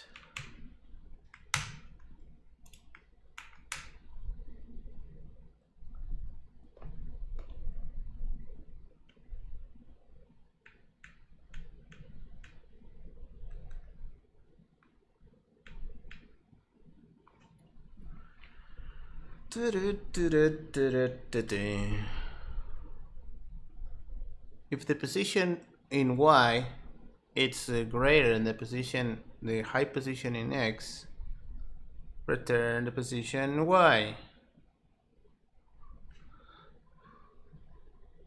So this is saying position Y like this? That doesn't make sense to me. Yeah, it's the same result. How is it comparable to Redshift in animation? Can you compete with properly? At least people didn't use Octane animation because lack of features is about. I don't know. I haven't used it for animation, but I don't see why is it stopping you to use animation if you don't have attributes. I mean, why is it stopping you? It does have attributes, so it shouldn't just stop you from doing animation. I don't see the limitation this by a last key. All right, so my logic is wrong here. Any of you guys know what I'm doing wrong? So I'm trying to interpret this expression.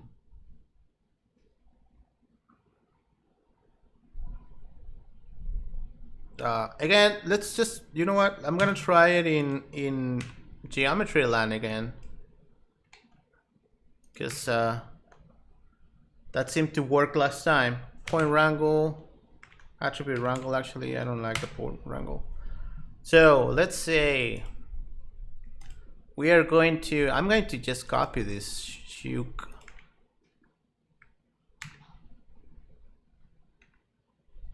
Nope, don't do that. And I'm going to disable that one.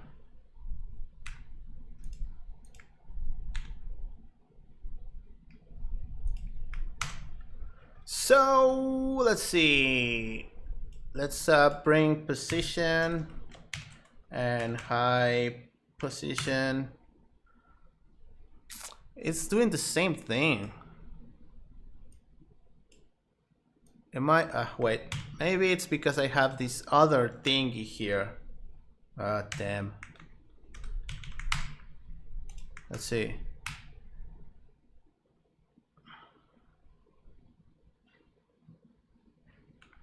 Yes, that seems like it was doing, yeah. That was making, yeah. Duh. The one at the top was just freaking messing this.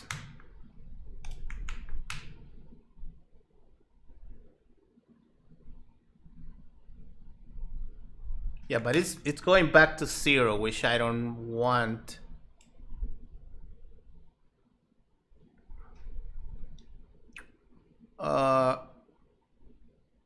Else high position X equals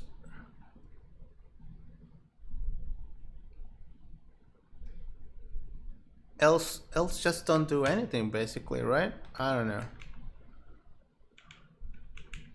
Let's try it. Let's see. It's still going back to 0 for some reason.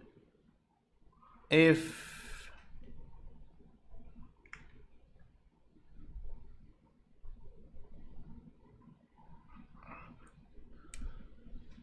should we be storing these values somewhere else? Because it's saying if the position X is position, if the position in Y is greater than this position, just make that value that plus to that value. I think I have to plus to that value, yes. But still fails.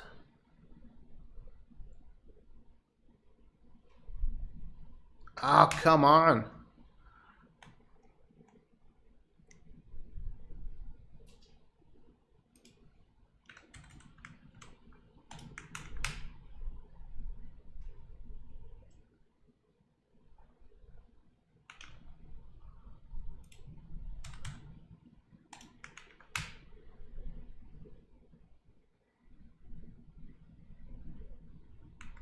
Huh.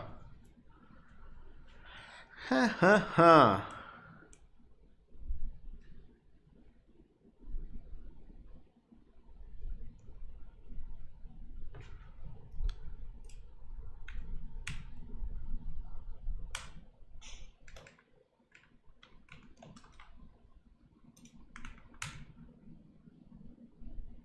Anyone has any idea what I'm doing wrong here? I need to add the values, sum the values basically, but it's not adding it.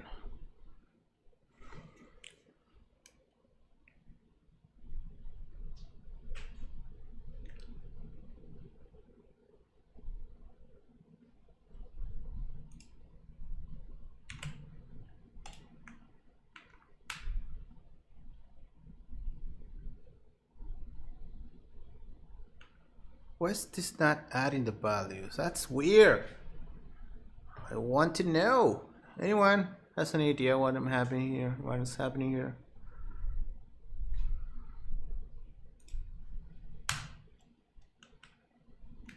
What am I doing wrong here?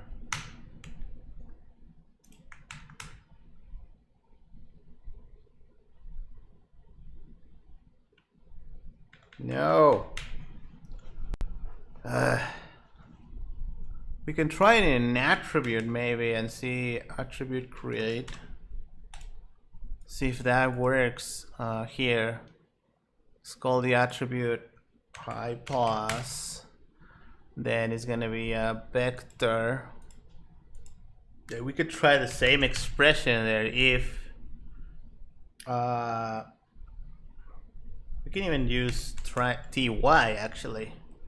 It's greater than hypos x. I don't know if this is gonna work. This is the old way to do this. Hypos x.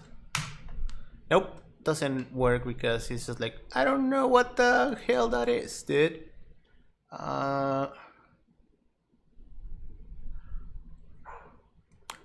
Yeah, maybe I'm missing the B here, and that might be messing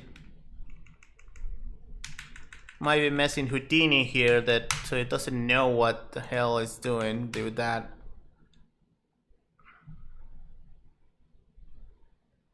Now it still does the same thing. I was thinking I need to do this, adding to the X position like that, but seems to not do that. Damn it. My previous line, this is just horrible.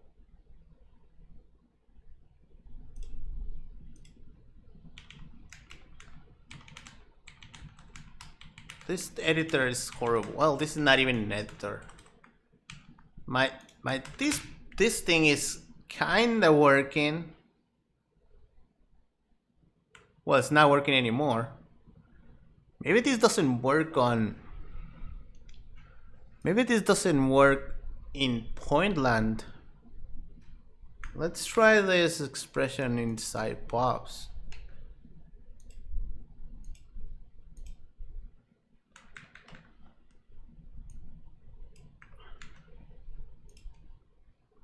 Because maybe it doesn't work in Pointland. Like it's not adding to the points, and I'm just trying to search something that it's not possible. Let's say here. No, this is just adding a ton, and it's not even conserving the attribute. So there we go. Yeah. It doesn't work in points in subslat. Great, right?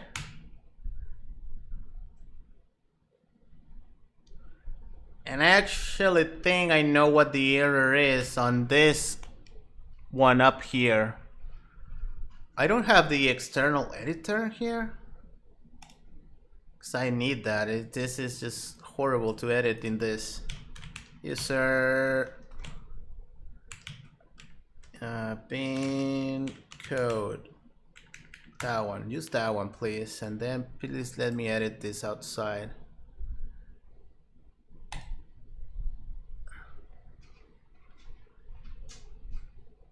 The error here, I think I found it.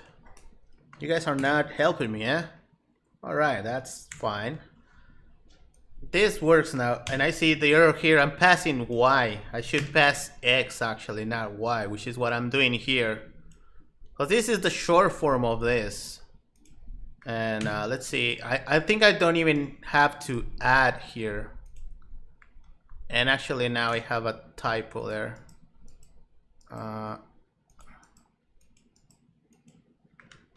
Did I mess my... No. I have a typo here. This should actually... I don't need to add, yes. But this should work. There we go, now it works. So that's working as expected now. All right, so this is the, I mean, I'm glad I'm spending the time. You can, in these parts, there are actually the different parts from the tutorial, because this is what you're gonna encounter, right? So we're just creating that attribute there. Then we just do the expression he's using, which is this one there. Basically convert it to this. If this is greater than that one, pass the position. If not, just keep the current value, basically. And this is the long form of that, basically. This is the, if you're not comfortable with this form, just use the long form if it's clearer for you, I guess. I'm gonna leave that there. So we are in starting part 3, and there's 4 parts. Maybe we're gonna have to finish this maybe next week. I don't know. We've been talking for 2 hours already. Spreadsheet, have a look at what their highest values are. Yeah? I mean, at the moment, my point is almost going to be affected.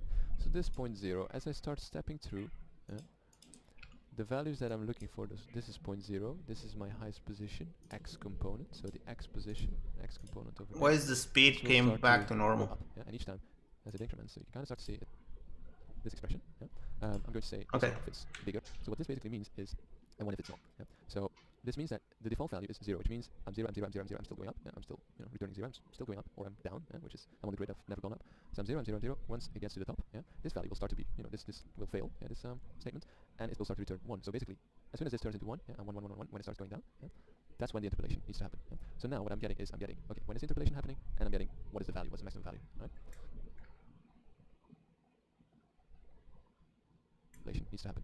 So now we can check this in your spreadsheet if you wish to, but I'm not going to do this again. Okay, now I'm going to take a little break, little sidestep, and talk a little bit about linear interpolation. So in order to, I'm not going to do this again, happening, and I'm getting what is the value, what's the maximum value. That's when the interpolation needs to happen. So now what I'm getting is, okay, when is interpolation happening? Okay, so he's doing this for the position X, and then for the Y, he's doing instead of doing this, he's just saying 0, returning 0 and 1 to know which direction is the particle going. Which here is a typo here. Again, did we needed this add? Why is this add there again? Didn't we remove this add? I don't know what happened there.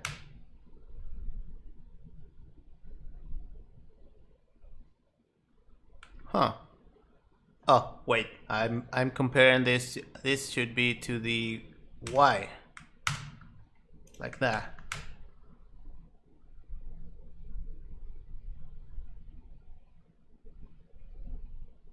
Wait, no. Greater or equal to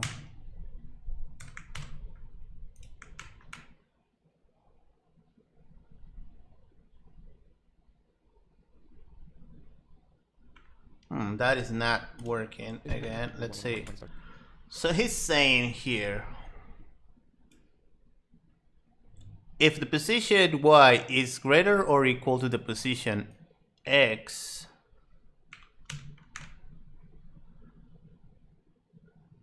return 0, else return 1. Okay, so that part is fine. And this is being stored in basically position Y.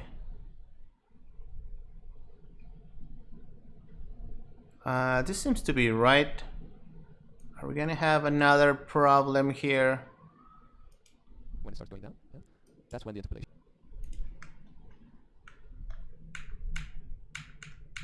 So point 0, it's staying at 0. Once it starts going up, I mean, once it starts coming down, it should change to 1. There. Oh, there. It is working. There we go. There we go. So yeah, you can see this guy here. It's basically saying the direction. So it's 0 when it's going up, and as soon as it's bigger than this, it just changes to that or equals to that. So now it's going down. So okay. So now it's working. There we go. We have it. So let's see what else here. Let's see if we can finish this fast. Alright, he's explaining some of the logic there. I'm not gonna calculate these kind of things. If you have any math experiences, will be very familiar, very easy. I mean, I could look at this in my own time. So it's basically what this value is at the moment. So again, spreadsheet, bring in the spreadsheet, and I'm gonna rewind this and start playing this. And you can see my highest position in Z immediately jumps to 1.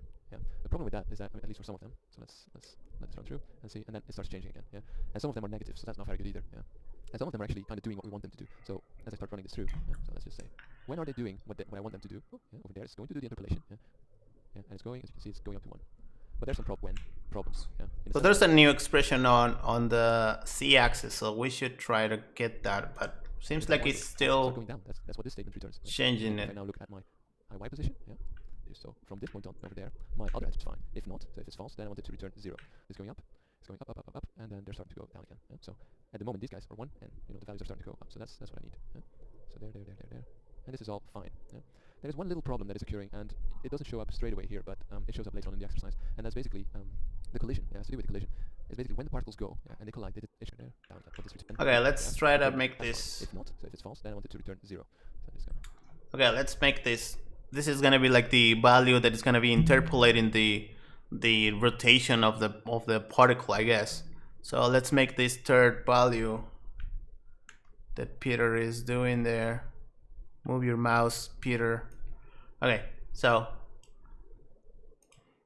let's again do it in the external expression editor. This is not right. I don't think it's a okay. It's weird. So let's duplicate this thing. This is gonna be the C, and this is saying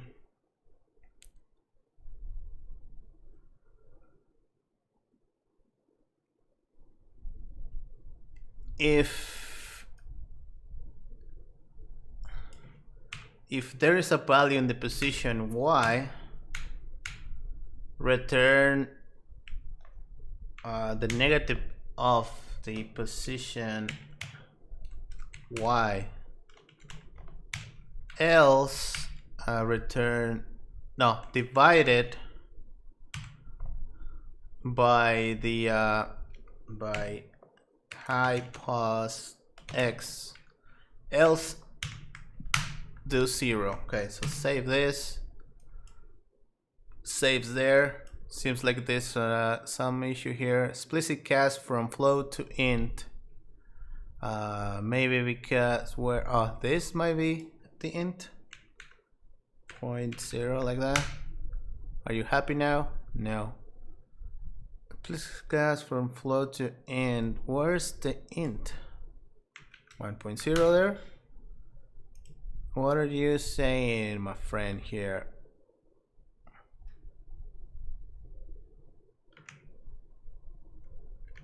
What are you saying? There is an int. This is 0, 0.0. So those are now not ints, right? Okay, there we go. So now the position C should be adding, but then it should be, in this case, it should be going back to, let's see. This up a little bit, and let's have a look at what this returns now. Yeah. So now all my values are nicely zeroed out. It's going up. Is it 0? And then they're starting to go down again. Yeah. It's So going up. these guys are 1, and the values are starting to go up. So that's what I need. Yeah. So there. And this is all fine. Yeah. There's one Okay. little problem that is Okay, so that's what we want. We want these values to be up to 1. But let's say since we have like a little bit of extra value there, not sure why we have this value extra. Maybe because we have the particle a little bit higher, but we can say that this, if you could say if we only should add if high pos C it's less than 1,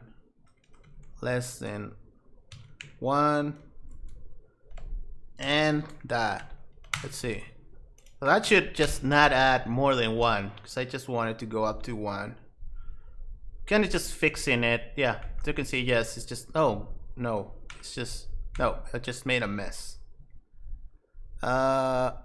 This, and it's saying that, oh, this again, we have a int there.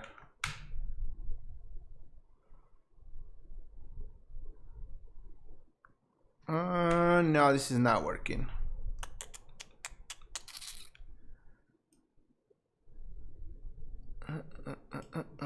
Well, I'm gonna leave it with that little error there. If I can clamp this value, just clamp this value between 0 and 1.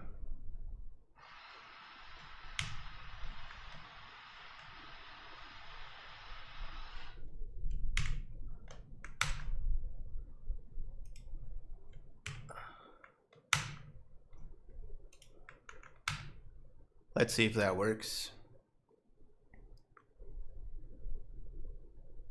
Yeah, that worked. Just removed a little bit of extra value that I wanted there. I don't want it to that is have. occurring, and it doesn't show up straight Okay. away here, but it shows up later on in the exercise, and that's basically the collision, yeah, has to do with the collision. Is basically when the particles go, yeah, and they collide, they detect their collision, but sometimes they're slightly below the grid, so they kind of overshoot the grid. They know, oh, I've actually collided, so I need to correct my value, which basically means that some of these values go negative a little bit, and we don't want that. So in order to correct that, at the moment, see, nothing is negative. So in order to correct that, one more thing to put around it is a clamp. So to make absolutely sure. Oh, actually, normalize. So I'm going to do. Actually, he's clamping the value after that. So I'm going to say a clamp expression again. So this is my value that's in the first field, then the minimum, then the maximum. So Okay. like this. Yeah. Okay. So this is becoming, slightly more complex expression, but still, like, we understand what it does. Okay, so he clamped it as well, so yeah. So it didn't get any negative values there. From Okay, now on, cool. I'm going to use this one to drive a rotation. Yeah. So there are currently no rotations going on. There are, however, velocity vectors. Like I suppose there are velocity being, is inside the particle system. If I rewind this. Yeah. So there, attributes V. Yeah, V is for velocity, so that's the velocity attribute. And the problem with that attribute, and we'll show that later on, is that it goes straight up, and then as soon as the particle starts going down, the velocity vector flips upside down and flips down again. Now, what this has for an effect is that basically when the boxes are copied onto the particles, the boxes start flipping, and it's something we don't want. So we're basically going to ignore the velocity in this case and create our own vector attributes and our own rotation, override the velocity and the up vector to disable that effect. But first, let's add a rotation. So a rotation. So just a rotation. Yeah. Okay. I want to break these channels. I don't need them. I'm going to put in my own values. Yeah. I'm going to say the lead channels, yeah, and this guy as well, the lead channels. Yeah. So he set a rotation value for the particles so they don't flip. Because yeah, if we use the velocity as soon as it changes direction, it's just flips like in at that specific frame. So yeah. Control how much the particles need to rotate and which axis. So as a starting axis, let's just type in 1. And the angle I want them to rotate is basically 180 degrees. But at the moment, all of them are being rotated 180 degrees. What I'm going to do now is use that linear interpolation, the one that I've calculated there in my z component, the z component of my attribute, my highest position. So this one will go from 0 to 1, as it is at the top, it's going to be 0, as it is at the bottom, it's going to be 1. Yeah. So if I multiply this guy, let's say dollar highest position, z, multiplied by 180, this means that instead of going from 0 to 1, it's going from 0 to 180. Yeah. This angle takes in degrees, so not radians, so no need to do times pi or something like that. Okay, the only thing that I might add at this point, if you wanted to, is a drag. It's not really necessary, it's just changing a little bit the way. Okay, so he's creating a rotation, which I'm guessing that is the rod angle. So let's do another pop angle here. We could just do it in this one, which is actually the best way to do it. The more wrangles you use, the slower things get. So rotation is vector. So maybe maybe this works here. The rod is what he's doing, and then he's saying that let me just go to see here. So he's adding no, this is weird. This is the rotation. Does that thing exist anymore? Pop axis, maybe it's called now. Axis force. Pop. There's no rotation. There's point position, but there's no point rotation. Pop rotation, which is what he's using. Axis force, no, because that is a force. Oh damn! Basically, rotation is actually seems like it's a quaternion in this case. So we need to find the reference for rotation, which should be in this little thing. And there it is. Yes, rotation. Rot is a quaternion, so we need to figure out how to pass that. Rot axis.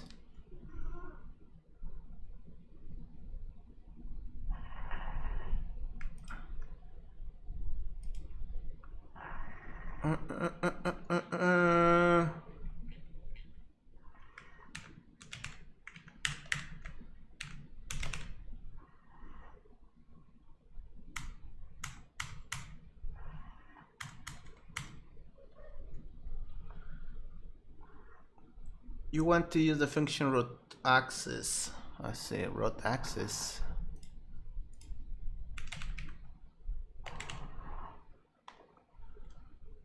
Actually, this might be what we want. Rot axis will give us an angle and an axis vector this could be what we actually want for this.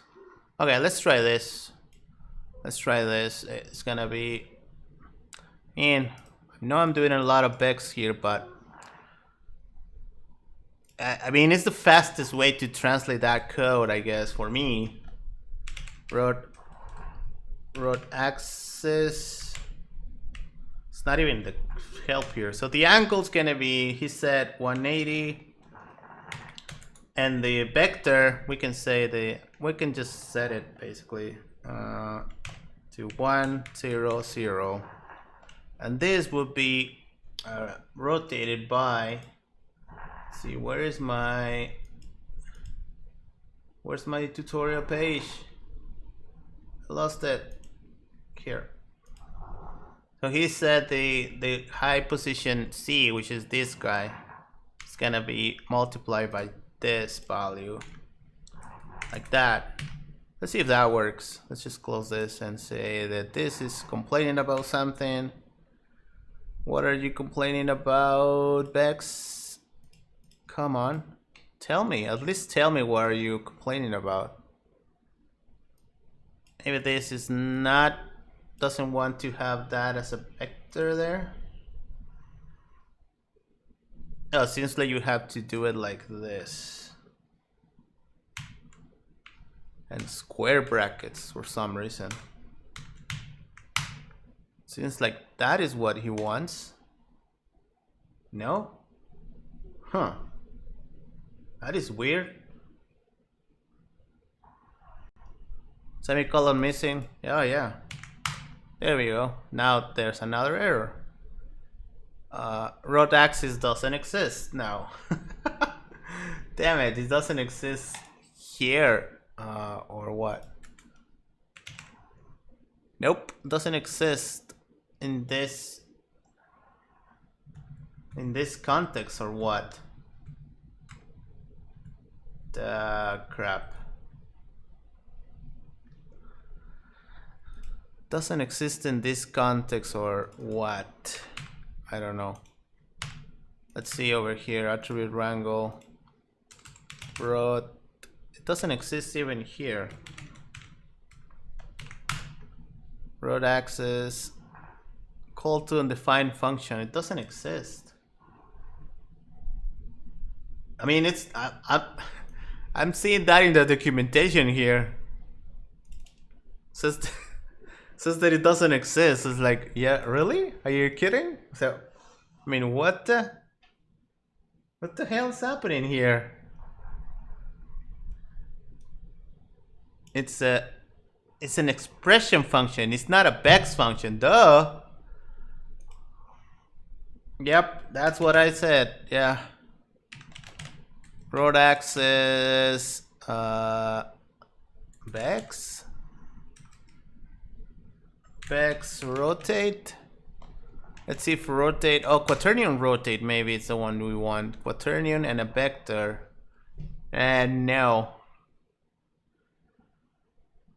Q rotate's not what I want. Rotate. It's a matrix, an angle, and an axis.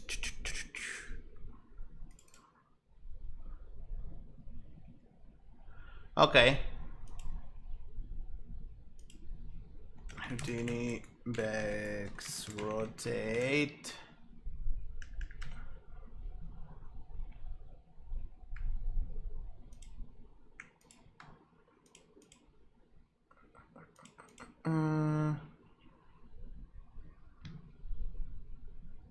Okay, so we need to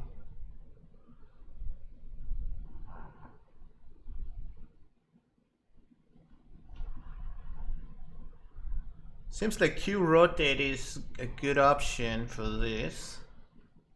Okay, let's try that Q.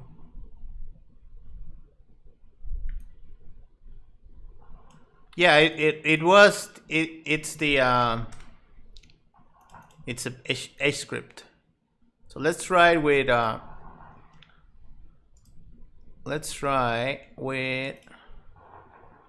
I need to finish in 15 minutes. I guess we're gonna put the last part for next week maybe.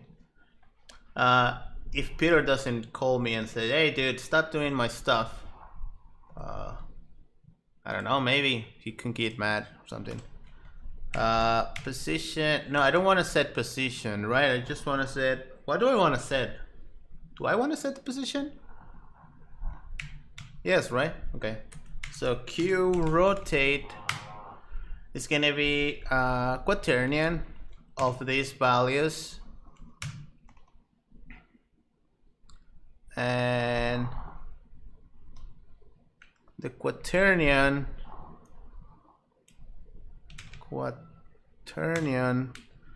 this is the angle and this is the axis. So the angle's gonna be, the axis is gonna be 0, 1.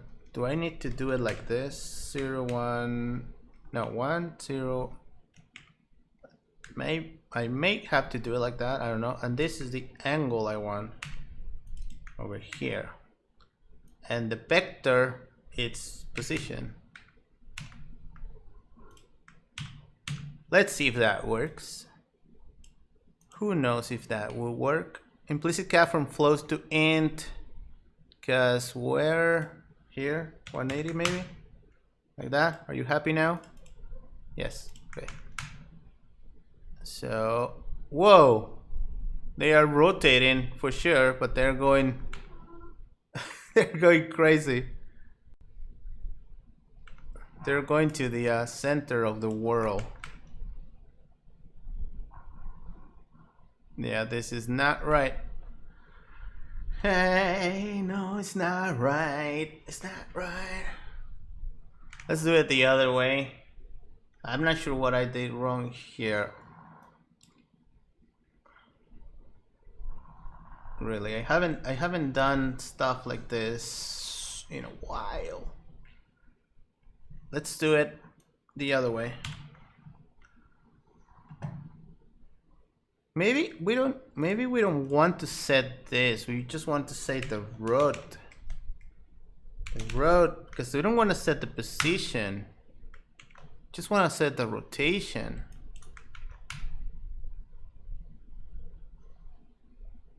Okay, that seems to be a little bit better.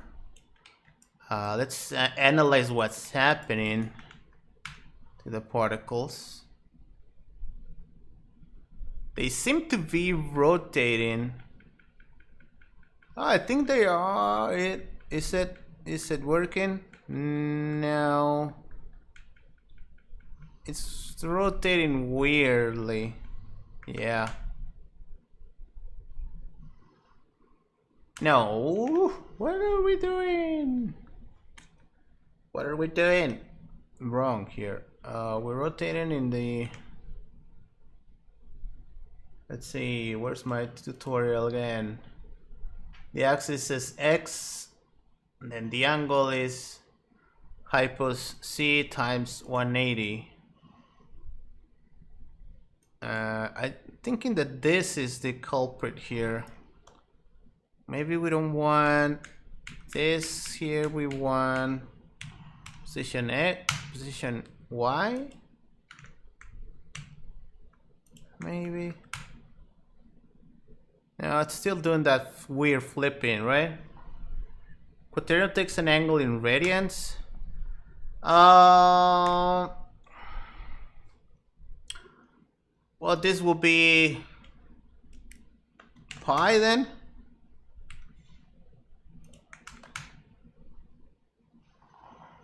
No, wait, what? Let's looks for quaternion.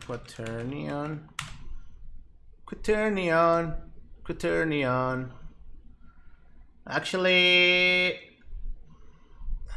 yeah, it takes the angle in radians. You're right. It says here the angle specified in radians. We can just use the Euler to quaternion, I guess, to compare that. How do you convert that? I don't remember. I don't remember. It also takes an angle axis. Angle axis. Quaternion angle axis. 3.14. Why is it not recognizing pi? Still doing a weird rotation. Let's see. Let's copy the box to the point. Box. Copy the points. The box is maybe too big.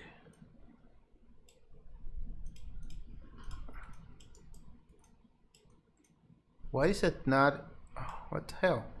Oh, yeah, we go. They are rotating at the star actually.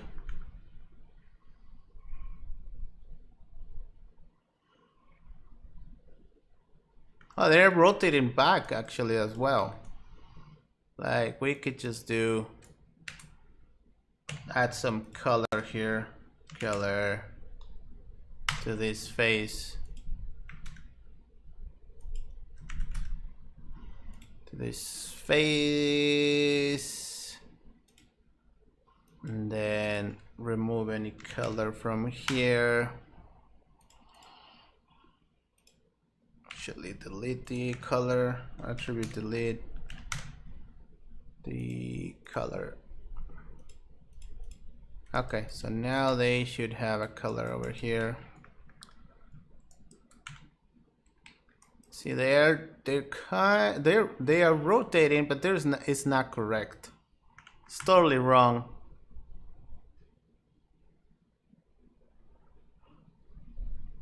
They're kind of doing it, but it's wrong.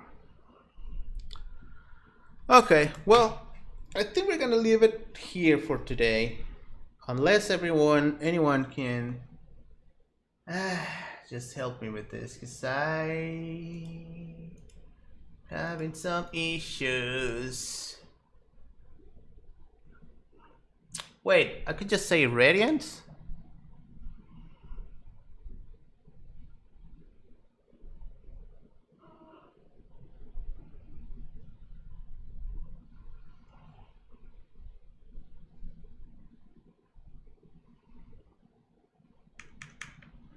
I can just say radiance here.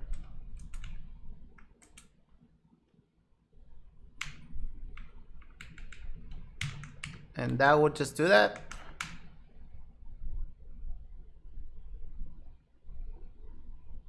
It's still wrong, because I think this is wrong. Yeah, yeah, that is totally wrong. Look at that. It's just wrong. They are kind of doing it, but nah. Why do I want this here?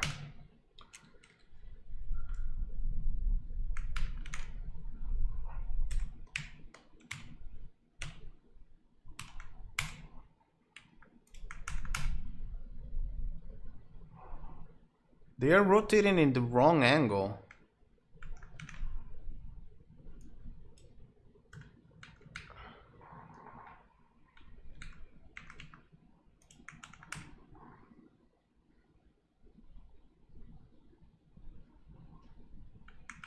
Yeah, I mean, I'm kind of close, but not really. I'm almost there now. This person is saying that I should just do this.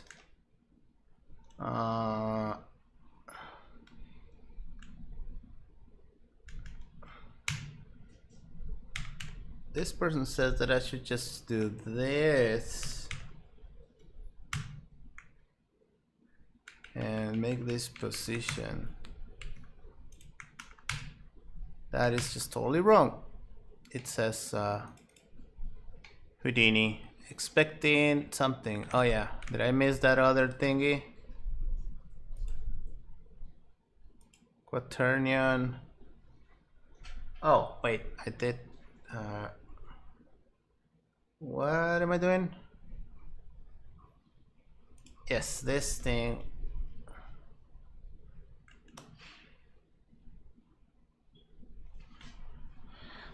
Wait a minute. This is right. This is right. This is right. Wait, this is right.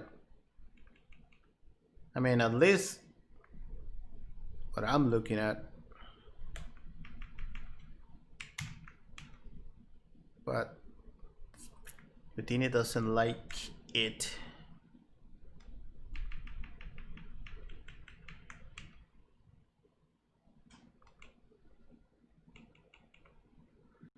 Okay.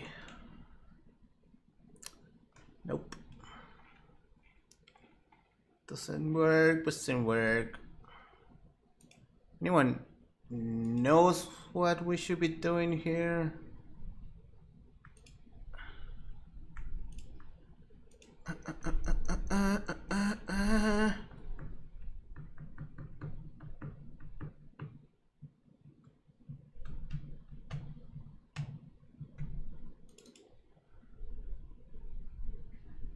Okay, let's do what this other person is suggesting. Float angle equals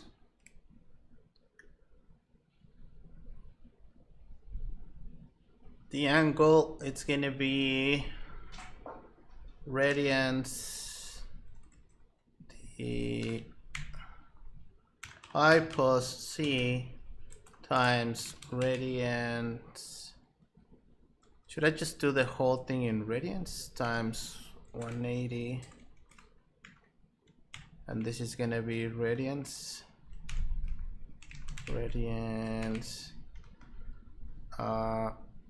Like that. That should be fine. And then we said rotate. And by a matrix, which we just need to get the ident for that matrix, 3m equals identity of that guy. Why are you not happy? Because I haven't finished this. The amount is gonna be the angle, and the rotation axis, we need to pass the rotation axis, which could just set it to this, right? Like that. That should work. And then we need to pass that to the point, I guess.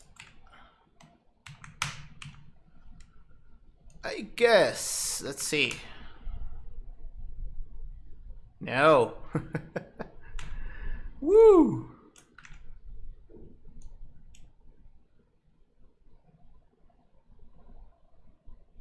No.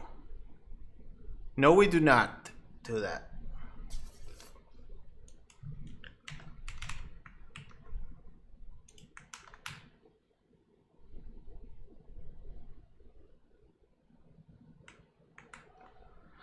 Okay. I mean, yeah, this is not right. Okay, well, I'm gonna leave it here for today, because I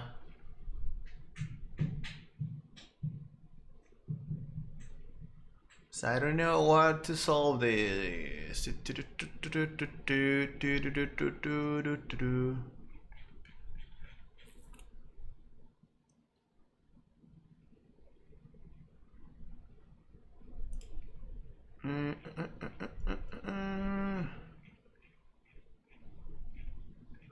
Well, seems like this was way simpler in Houdini before.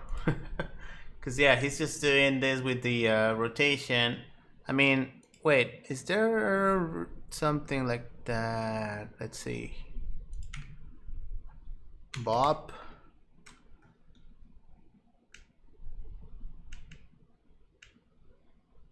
Pop. Let's see if we can do it in a pop. Because this should be here. This is gonna be the last attempt for today because been streaming for almost 3 hours. Rotate.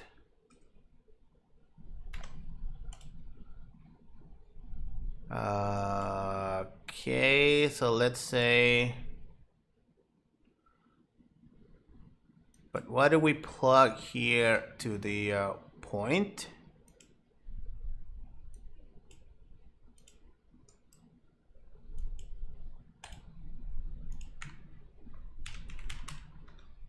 Matrix to vector, no. Rotate like quaternion.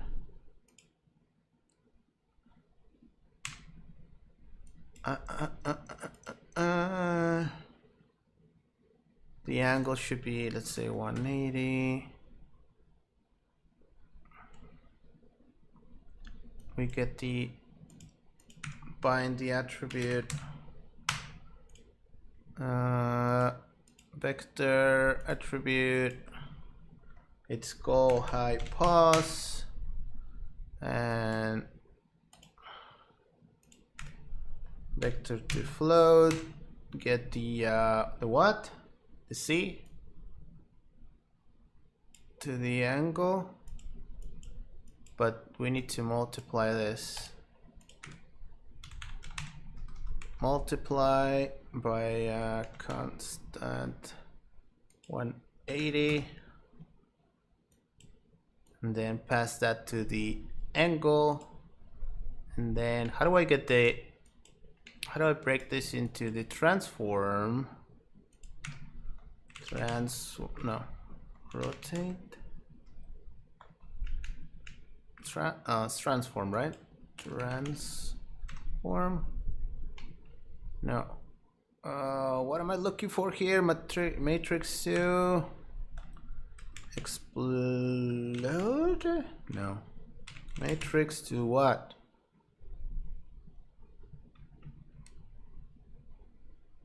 What am I looking for here? Matrix to vector 4, maybe. And then this will be translate scale RST.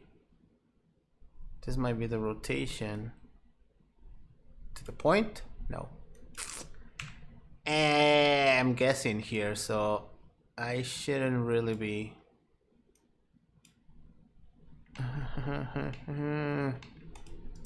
Anyway, extract transform, that's what I wanted. From this, I extract the rotation to this.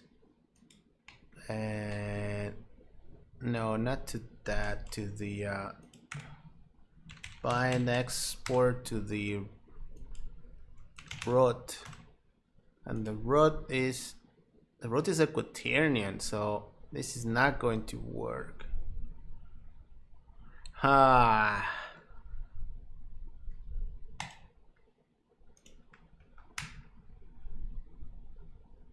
Nope. I could set to the orient. Oh, it's still not working. Am I affecting this? Yes, I am. Can I select the quaternion here? I don't think so.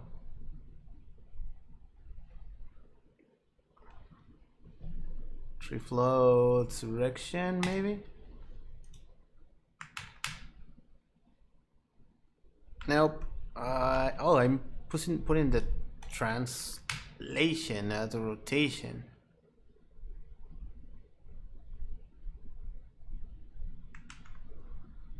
To the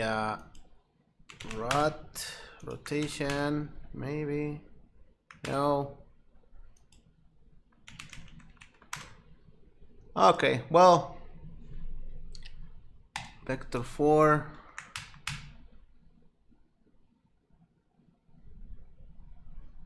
No. Okay. All right. I'm gonna leave it there. I'm gonna stop for today. It's been a great experiment, actually. This is we're just missing this crucial part to just breaking this effect, basically. If we just do this, we're just gonna be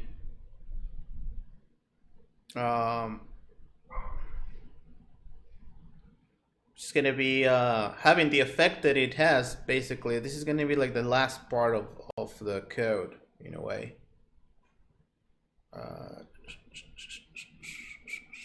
But yeah, I mean, this part. I'm guessing it's not a simple thing. It's just trying to linear interpolate, and then just doing it here live it's a little bit freaky. I will stop it here and continue maybe next week if Peter doesn't get mad at me for using his stuff on my stream. I mean, I don't see why he would, but hopefully he's fine. He's okay with it, and then we can just do that. Maybe we could just use the lerp function. That there's actually a lerp function. Uses quaternion blend. There's a lerp function.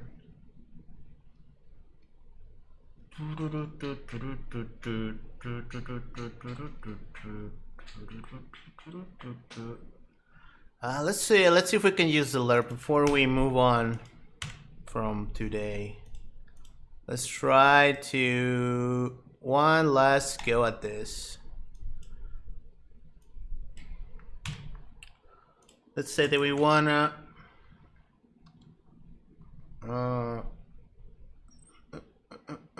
set the, what do we want to set to this with this lerp? The rotation. Let's set the rotation. The rod should be fine. The lerp, I mean the rotation is gonna be a quaternion, so we don't really need to do that. Because the lerp is gonna return a float. How do we rotate a specific axis? I don't know.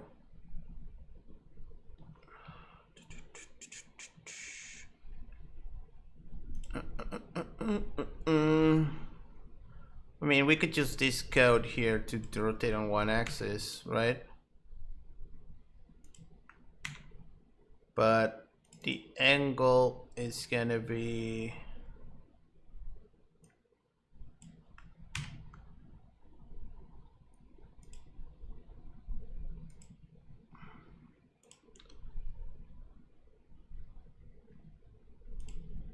rotate.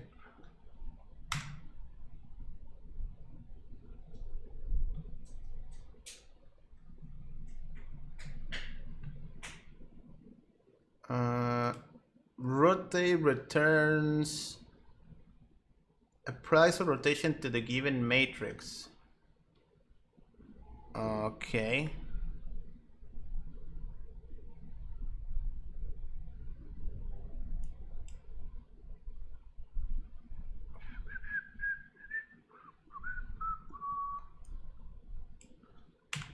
Let's try to do it here. Lerp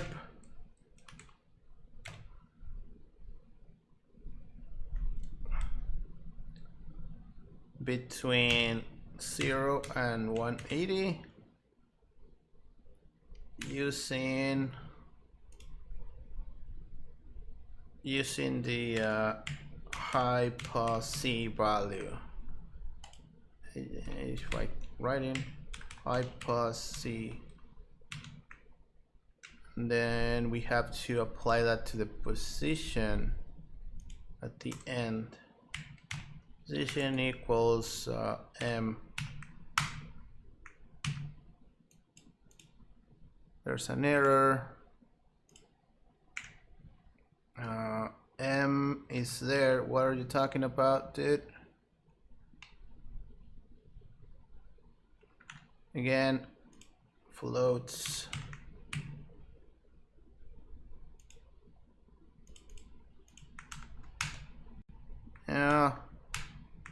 Nope. Radiance, the angle, it's, let's say, 0.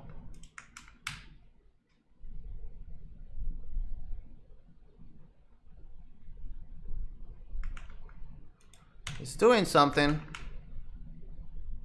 Now it's just rotating by the velocity.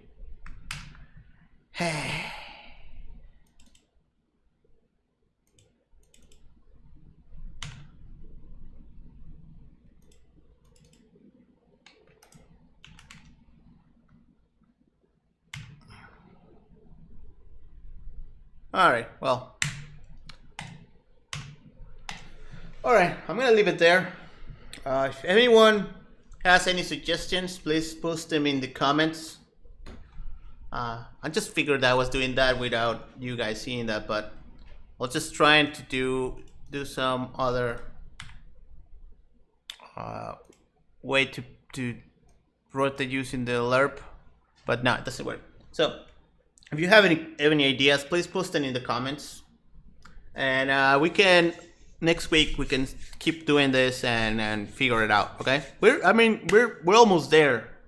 So all right, okay. So thank you for joining me. It's been a lot of time doing this today. It was really entertaining, actually. I mean, the time went by so quickly. All right, that's it, guys. Thank you for joining me, and I will see you next week with more Learnday stuff. Okay. All right. Bye. I'm gone.